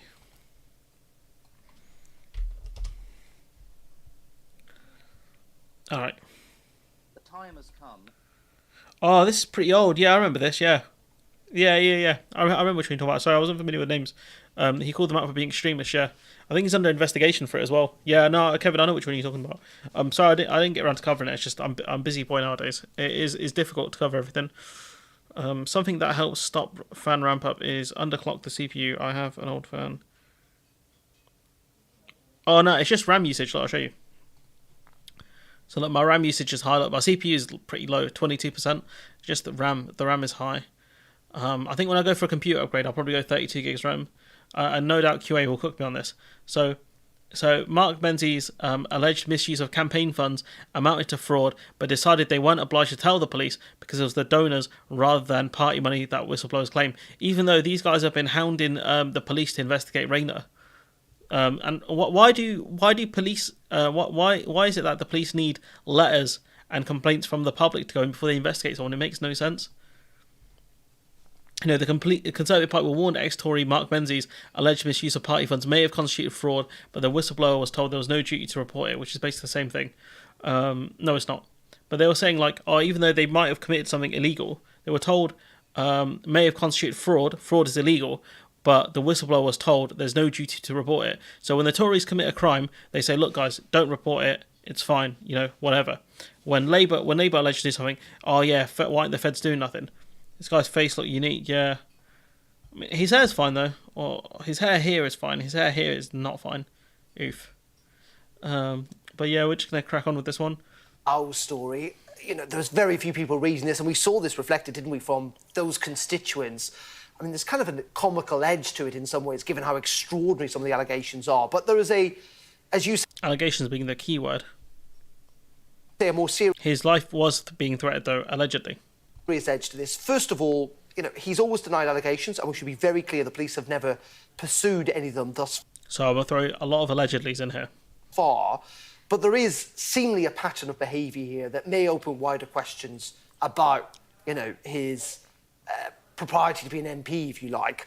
And second of all, is this big question about donations, and that's clearly what Labour are interested in today, suggesting the police should get involved. We should say the police have issued a statement, by the way, this evening, in which they said that no formal complaint has been made, but they are aware of those media reports.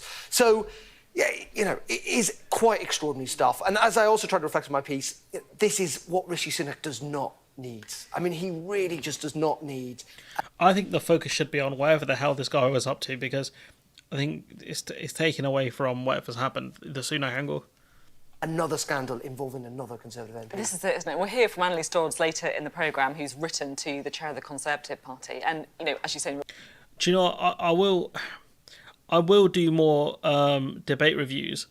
It just depends on what debates... Yeah, I'm not that great at debating people. Like, honestly, yeah, I say this with respect, yeah. Phil was light work because I prepared for that. That was honestly right. And you can ask, like, you know, the amount of work I put into that debate was a lot. I'll be honest, it was a lot. It was a lot I put in because I knew I'm only going to get one shot at this guy, and I need to take it. Is the stream still going? Yeah, no, the GIF is. I got like the YouTube screen there. It's not. I think it's a bit far behind my one.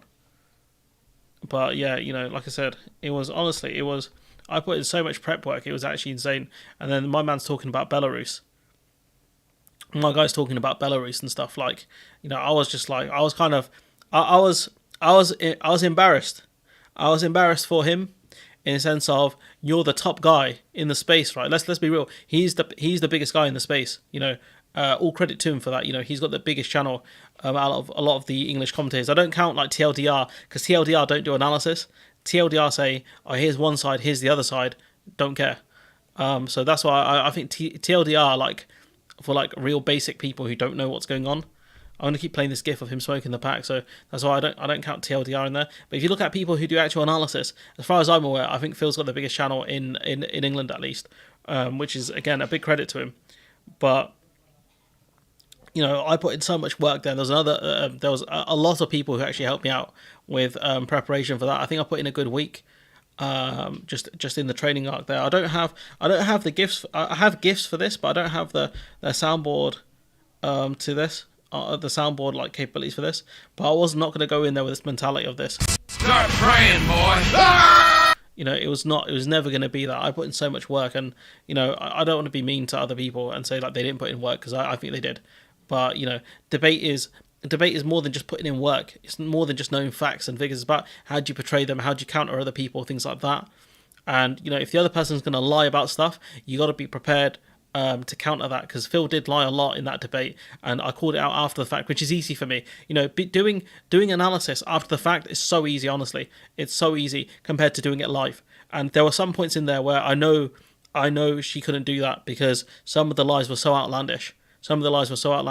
Like I'll talk to you guys about one actually, because we got some. Well, you know what? I don't have a limited time, but you know what? Screw it. Let's have. You know, I don't stream enough. I'll be honest. What's it called? Let's see. Politico. Let's see. Politico polar polls. Right. Let's go over this.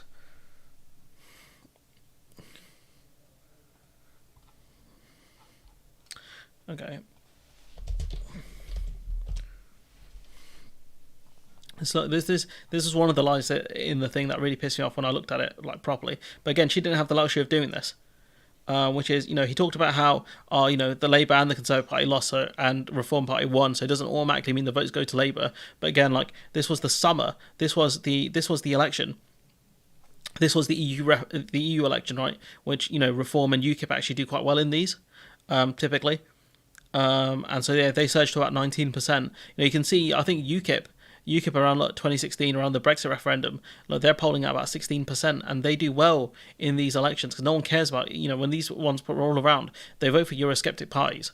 But yeah, you know, you can see here, and you know, her argument was, well, after the EU referendum, after these elections ended, what's it called? You know, the Reform Party died down, but he goes, oh, you know, after May they were still polling high, but again, like, that dips off. Look at September, gone. Look at that, October, November. I think, look, we've got the general election here. They're polling at 2%. They're polling at 2%. They were just big because of that, because of those EU elections. But again, if you listen to my man, he makes it out like, no, they actually earned that lead. And again, you know, what I'd ask him is, you know, when he talks about Labour having this big poll lead, right? What did Reform do to earn this 21% polling thing, points? What did they do? Nothing. They did nothing. They just ran as they were, which is an anti-Brexit party. That's it. I guess they would be called the Brexit party back then, not Reform. But you guys get my point. I'm hoping you guys understand what I'm saying here. What was the claim about nationalisation and there not being enough questions? It's the type of question you ask. That's the thing. If you ask people, do you want things nationalised? They're like, yeah. Okay, and if I said to you, look, if we want to nationalise, I don't know, say Thames Water, right? It will cost 3 billion or whatever.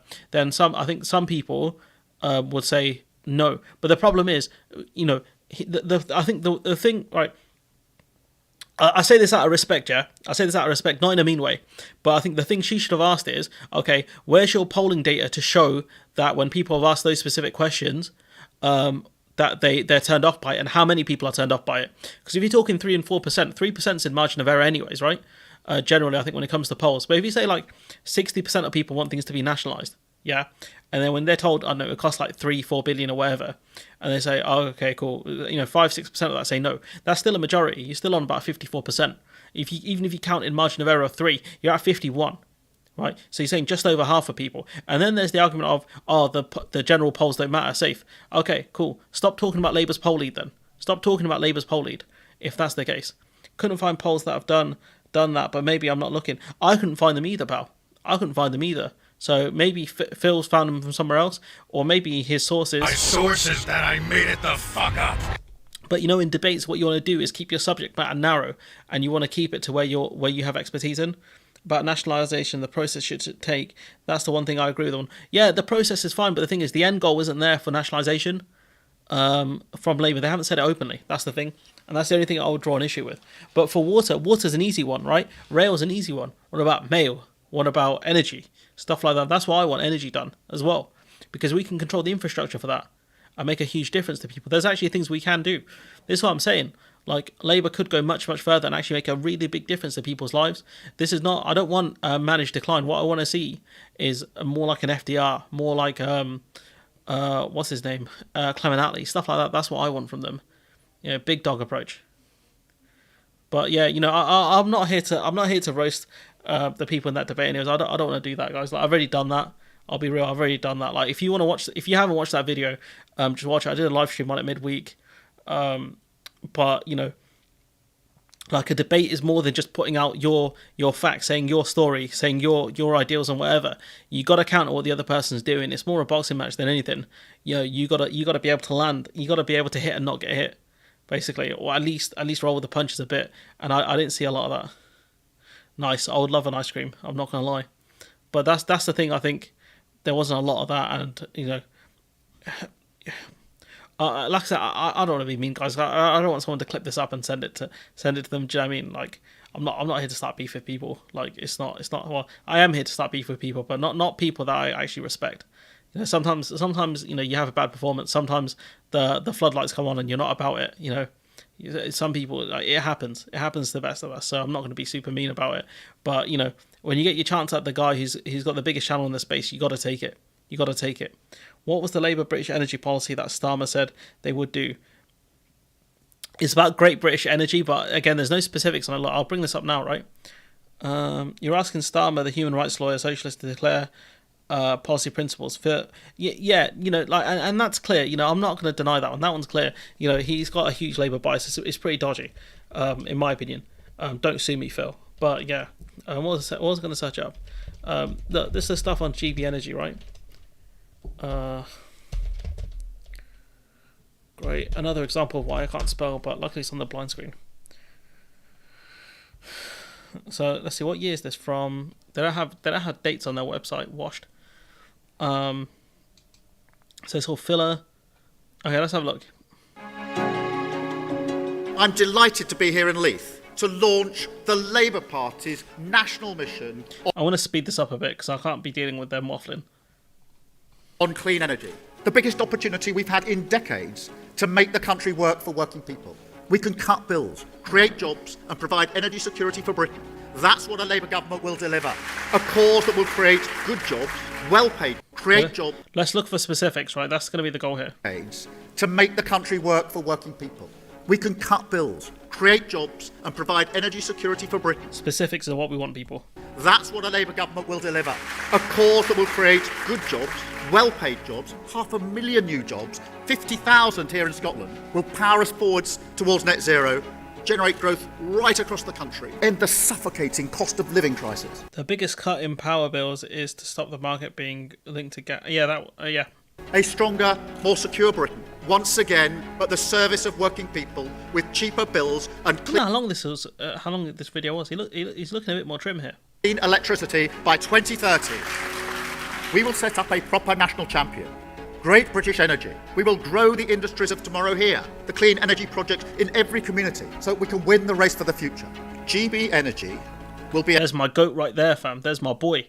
There's my boy right there. Big up Ed Miliband. A shared project owned by all... Are you guys hearing any specifics? All 4 nations on these islands. Northern Ireland isn't a nation, but pop off, King. This will be the driving force for a new Britain. A national institution. A common cause. The benefits of clean energy owned by the British people, shared by the British people. I mean, if they've nicked it off the SNP, it must be a good policy, but we know it's not. That's the problem. Because we know nothing, we barely know anything about it. And because it's... All right, I'm going to end the poll here because you guys did Victoria Derbyshire dirty, like 26%. You guys are mean.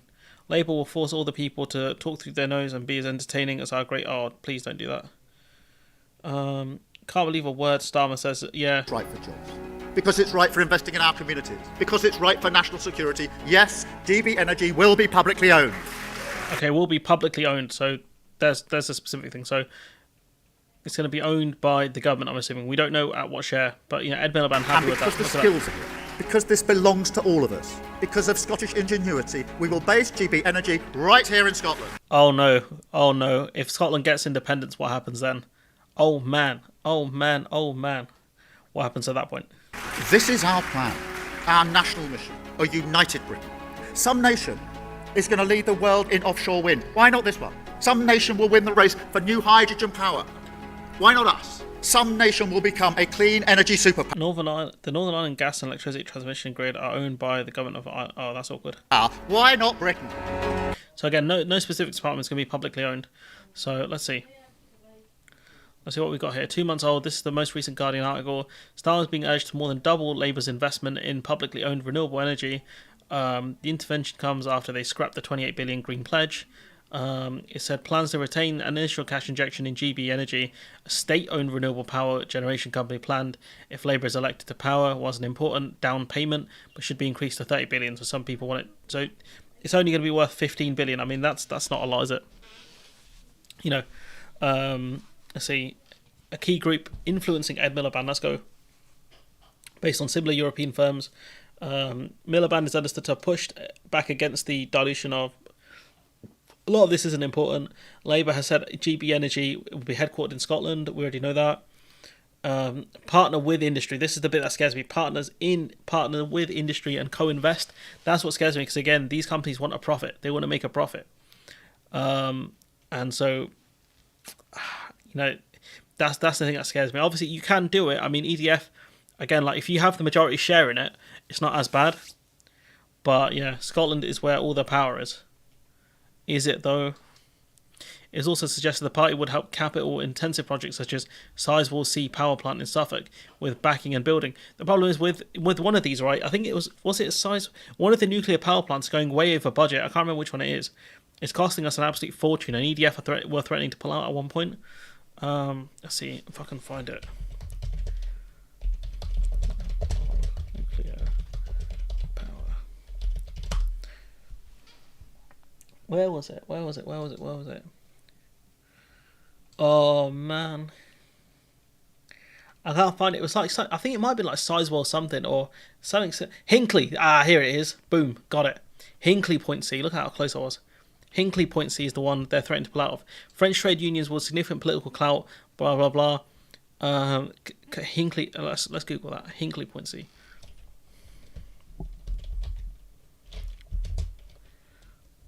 Let's see. Pull up. Let's see. China's CGN halts funding for UK's Hinkley nuclear power plant. So there's a Chinese government pulling out. So let's see. Council will not take over Hinkley Point C if it's finished late. Again, like this stuff sometimes doesn't work, especially with nuclear power plants. Behind the dreadful deal behind the world's 2017, they're talking about this. The world's most expensive power plant, Hinkley Point C. So this stuff, it doesn't always work out, and I would rather it be run by the government, I'll be honest. Obviously, they don't have the best record with things like Hinkley Point C, nuclear power plants, etc. But I'm sure they can make it work. I'm sure if other countries can do it, why can't we? Let's see, Scottish Grid. Scotland and Northern Ireland go straight back to the EU. Well, as follows. I don't think Scotland will go straight back in, but I think there'll be a process there, like a couple of years maybe. I'm not sure. Probably at five or less. Under Cameron, the UK went from all the world leader to going broke. EU companies buying IPs, copyrights. Yeah. We have the French. What have the French done? We could do something like that. I mean, yeah, but it costs money. You know, the French have nationalised all of EDF, or I think even more of EDF. They bought the shares of the shareholders.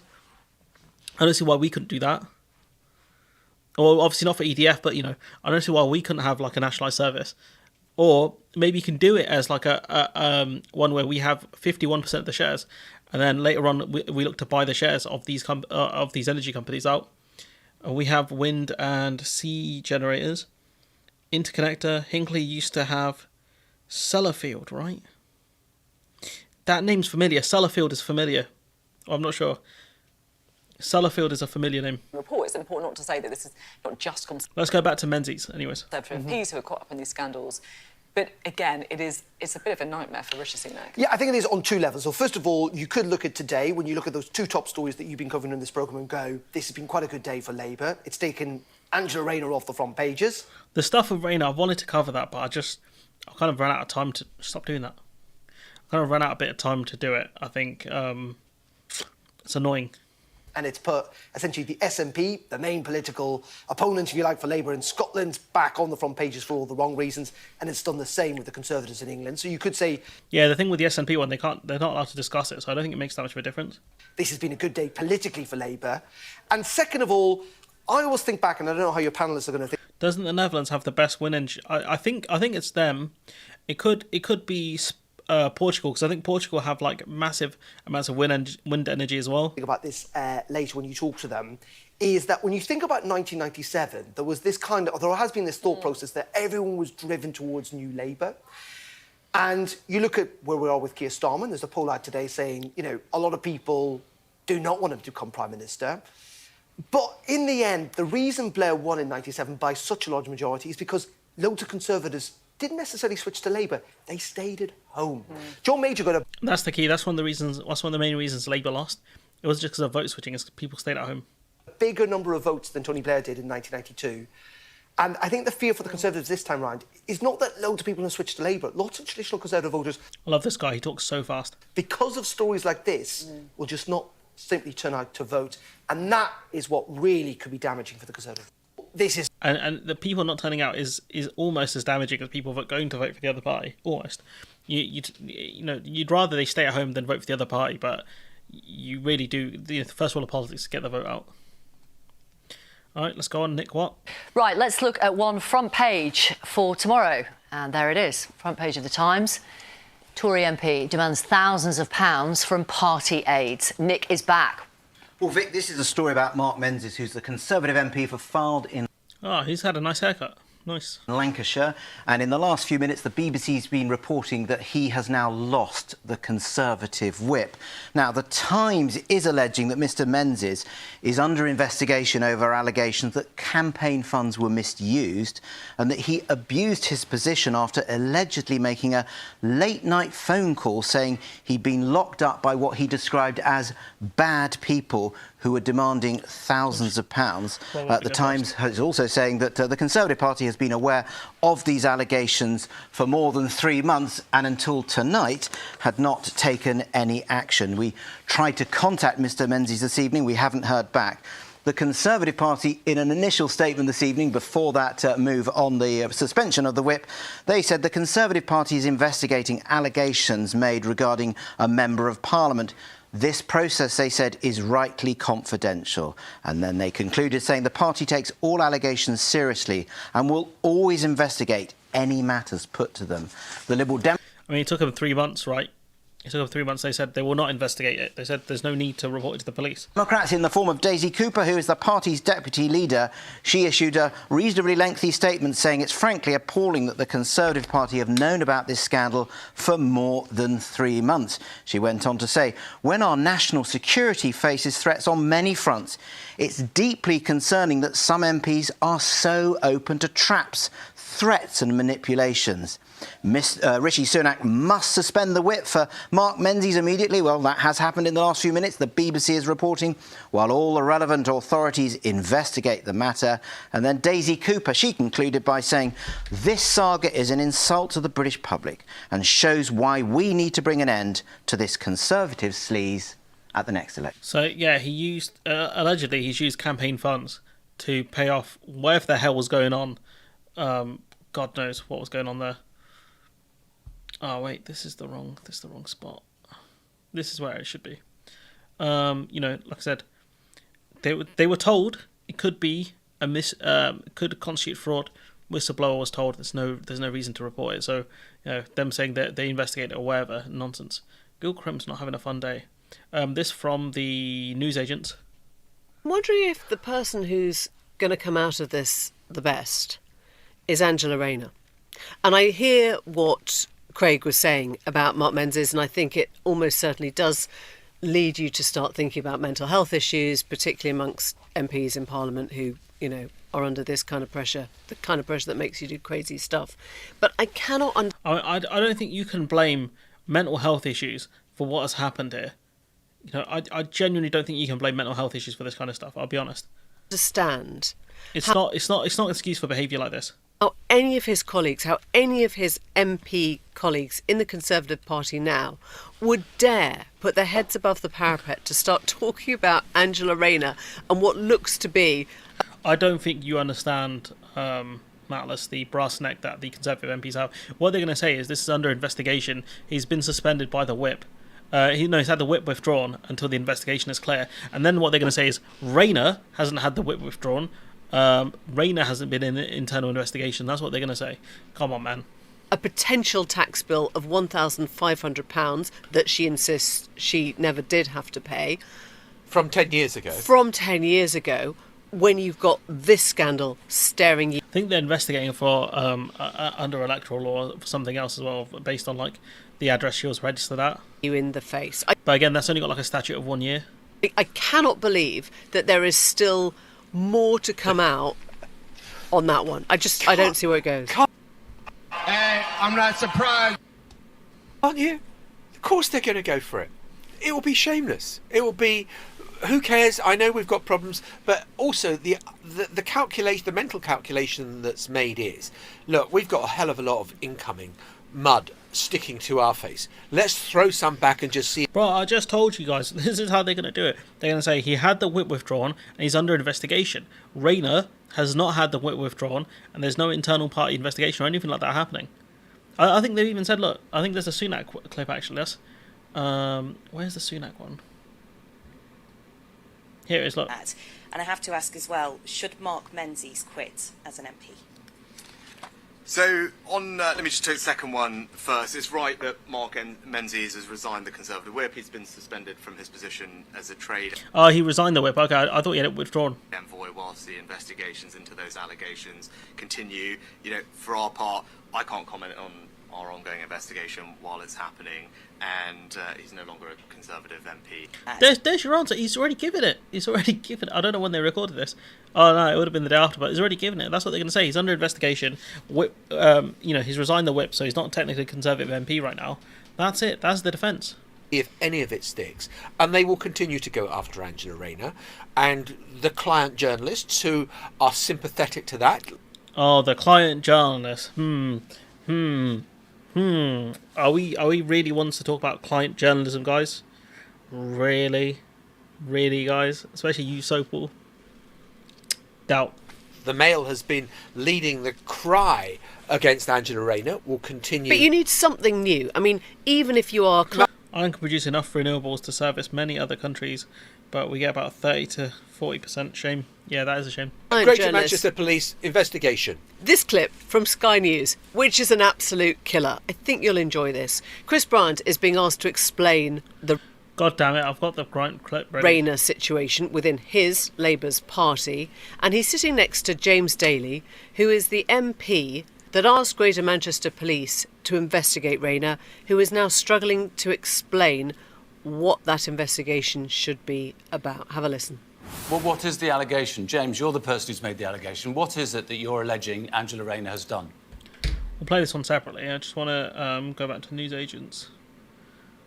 When all's said and done, it's for Angela Rayner either to pay back £1,500. I don't think they're crap. I think Goodall's okay. Look, you know, the thing is that the bar is low. I'll be honest, right? The bar I set for these people is low because at the end of the day, these are like a lot of these people are the same person. They're privately educated. They all go to parties with each other. They go to like sometimes they'll go parties and events with MPs. Like it's all very buddy. Do you know what I mean? So the bar for them is low. That's why interviewers like Krishnam's a good interviewer. Krishnam is no Mediasan. Krishnam is good, great. He's no Mediasan. Do you know what I mean? That's where the bar is for me. That guy right there is one of the best to do it that I've seen. Anyways, him and Paxman were really good. But point being is this. Even Neil, I think, actually, do you know what? I take it back. I think Andrew Neil might be one of the better interviewers in the country as well. I'd have to put him up there because he's pretty good at it when he wants to be. But point being, I think Matlis is fine. I think Goodall is fine. John Sopel is washed. I'll be honest. But I think they're mid. The mid agents. That's what we should call them. Or to show the accounts to prove that she, is saying what she says she's saying.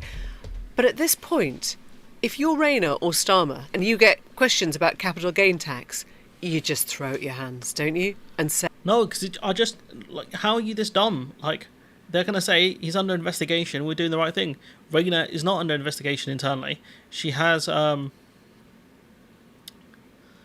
what's it called? She's not had the whip withdrawn. Yeah, it's because YouTube. Because we're not like that. We're not privately educated. A lot of us. Like, I don't think any of the the channels I actually follow, right? Like NJ, Phil, Max, me.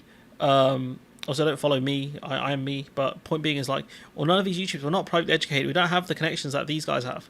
Do you know what I mean? At the end of the day, if you say something too critical of MPs, they won't turn up on your show. They won't turn up and show that, they don't want to invite you to meetings. There's access, is what they want. There's never going to be a time where you're going to see an MP on my channel. Never, never, ever, ever, ever.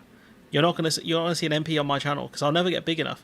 But also, beyond that, because I'm not pals with them. We're not buddies. Do you know what I mean? I'll criticize them. I don't care. This is why I don't like making friends with people in the space, because the thing is, if I'm friends with people, I don't want to criticize them. Despite if they have bad showings. Do you know what I mean? And this is what these guys want. They want access. They want the scoop. That's what journalism is about: the scoop, connections. The only one who's an anomaly to that is Ken Klippenstein, because that guy will criticize the hell out of people, and he'll mock them on Twitter and stuff. But somehow he gets all the leaks. But he's an investigative journalist. That's the difference. These are more like interview journalists, not investigative. Eddie Mair told Boris Johnson he's a nasty piece of work, and that was true. That Eddie Mair interview is a work of art. Honestly, he was smoking the pack. That was brilliant. But that's what the bar is low. Like the fact that YouTube people can do better analysis because we're not cookie cutters like these people who've gone to private school. We're not built in the system. That's what it is. That's the major difference. I can say what I want. I haven't got an editor in my ear telling me what I can and can't say. There's no one like that exists. The only real edit I have is YouTube. That's it. And obviously libel laws. Say, oh my God, start with your own house. Just start cleaning. All right, that's enough of this. This is dumb. This is dumb. Like, I think Matless is better than this. This is really bad analysis. This is Andrea Jenkins. Oh, she's had a haircut. She looks well different now. Oof, that's a bit weird. Saying, today I asked the PM if he agrees with me that full transparency in the current Labour investigation. Oh, so Labour are investigating Rayner then. I'll take that back. Mehdi Hasan is... Yeah, 100%, man. I'm excited for it. I'm so excited for ZTO, I'll be honest, to see what my man's going to do. Because, like I said, he's really good at interviewing people because he's got the facts. He's got a team that's correct. Honestly, he's so good, man. He's so good. I have so much respect for the guy. There's only one time where I had a major issue with him, and that was over the EU. That was it.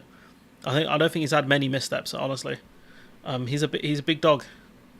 But yeah, they're saying that they need, Jenkins saying we need transparency in the current Labour investigation into Rayner, right? When Rayner's problem is, I think, it's mostly a tax problem.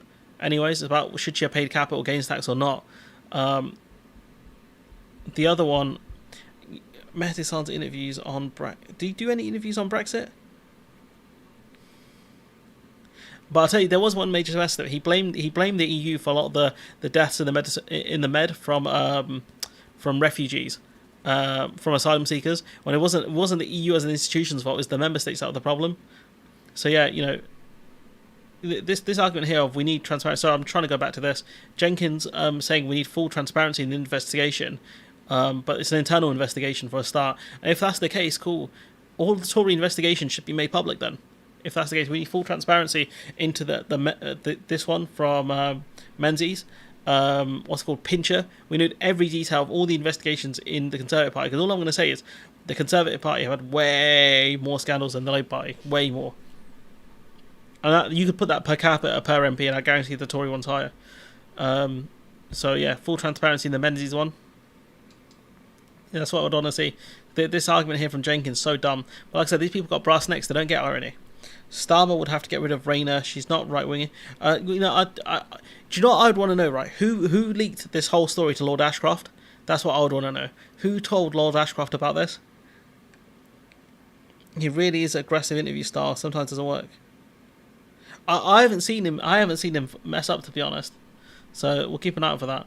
This is the clip Matless was talking about with Bryant. Perhaps Keir Starmer should spend less time reading books and encouraging his deputy leader to read the rules around tax returns. How concerned are you about this new investigation to Angela Rayner? Well, what is the allegation? James, you're the person who's made the allegation.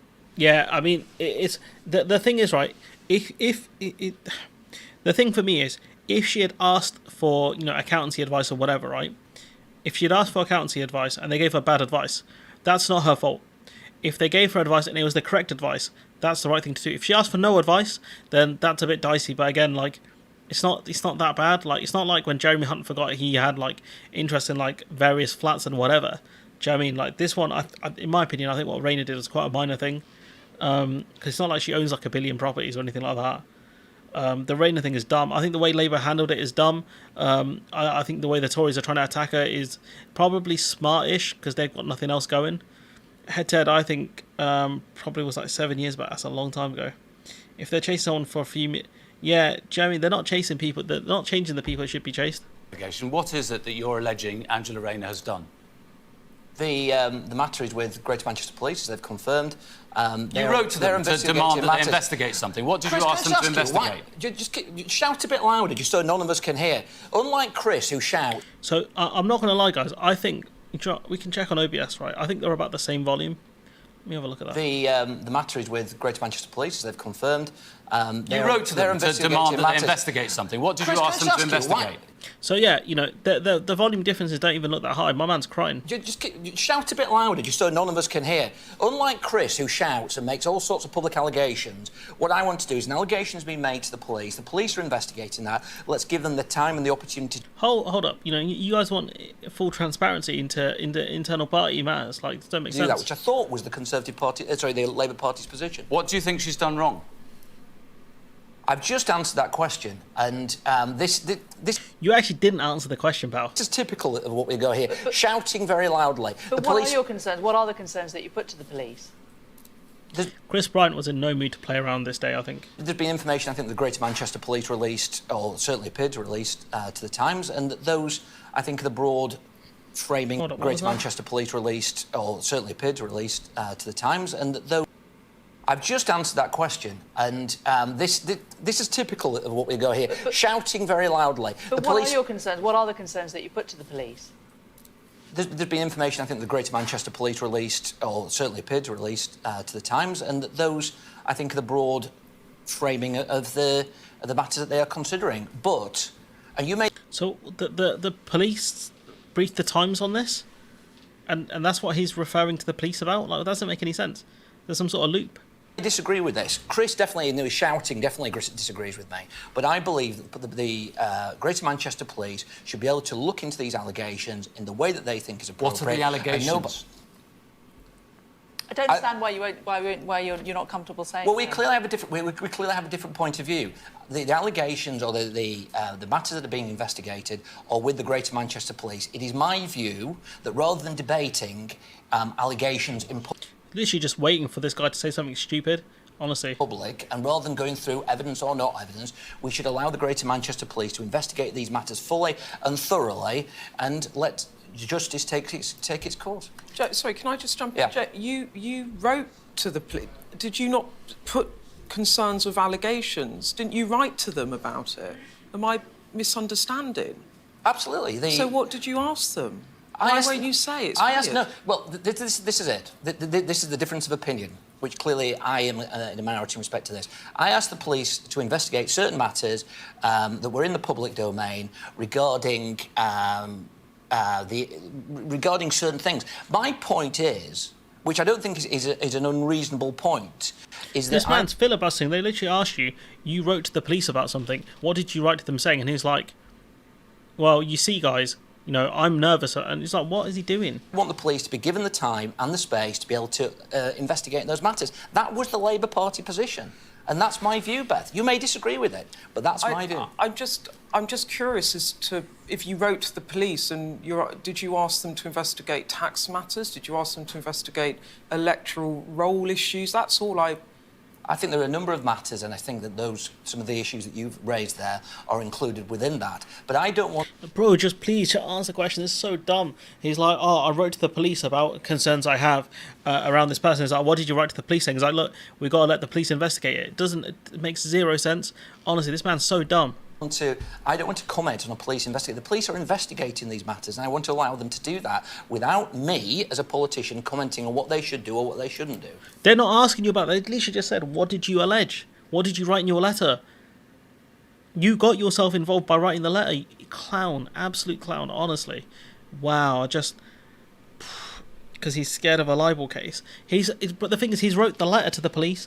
I don't think he'd even get libelled for that. I think it's an allegation. He's just saying, like, I think these crimes have happened. I asked the police to investigate. I don't think you'd even get libelled for that. Yeah, it's honestly just embarrassing. Similar dynamics in hearings pretty much. So, I wrote to the feds saying this is what happened. What did you write? What was in your letter? Like, I don't want to say. What is this guy's seat? I see. James Wally. That should rename him as. James Wally is 44 years old. I thought he was much older than that. He was deputy chair of the Conservative Party. Boy, he is. Bury North. Yeah, this guy's an absolute goon, honestly. Painful, that one. I think Max covered that one. It's painful. We've got Bryant again. MPs now don't have the whip. The majority... Bryant must have been on the media rounds. He was cooking, though. Let's talk about carers, because... Well, hang on. This is the worst parliament in our history.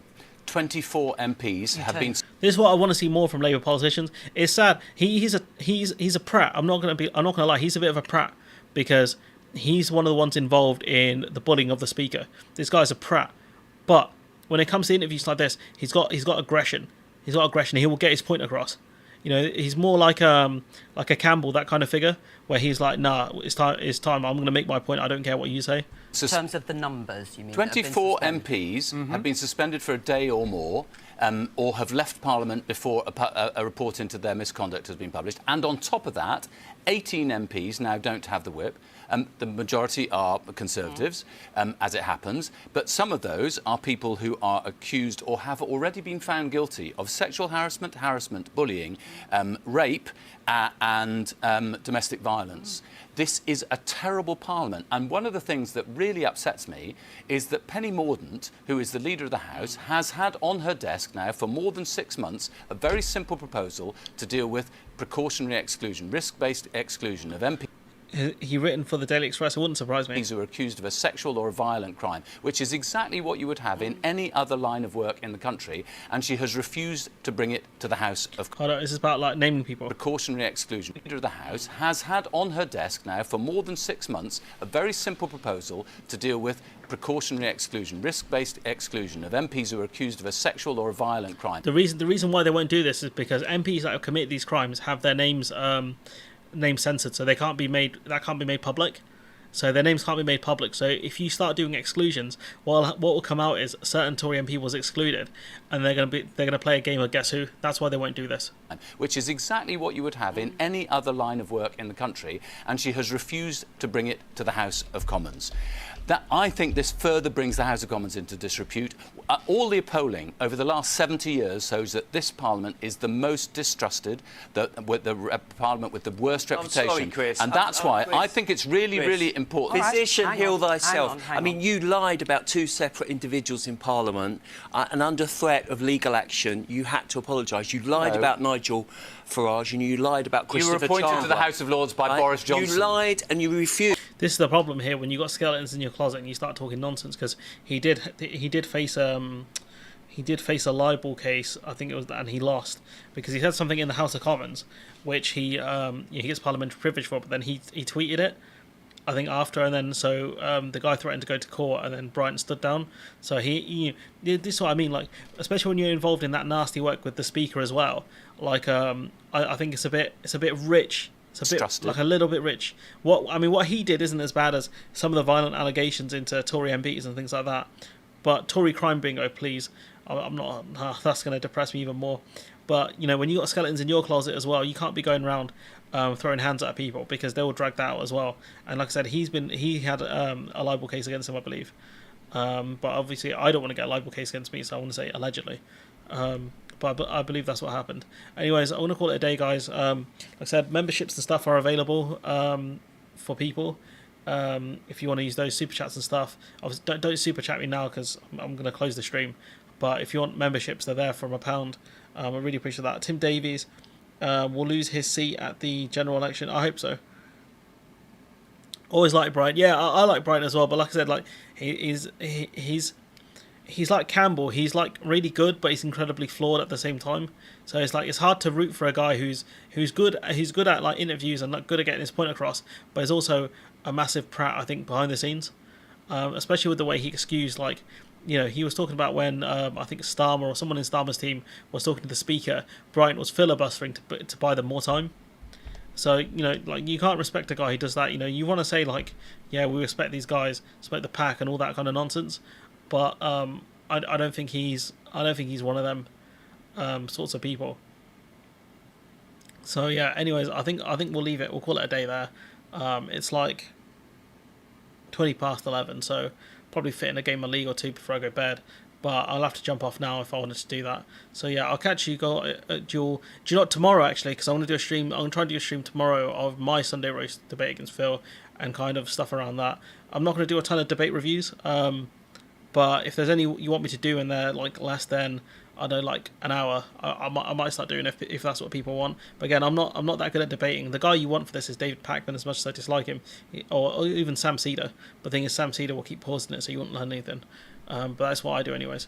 But anyways, I'll see you lot tomorrow, where I'll do my Sunday roast review at some point, probably in the evening. Anyways, bye bye.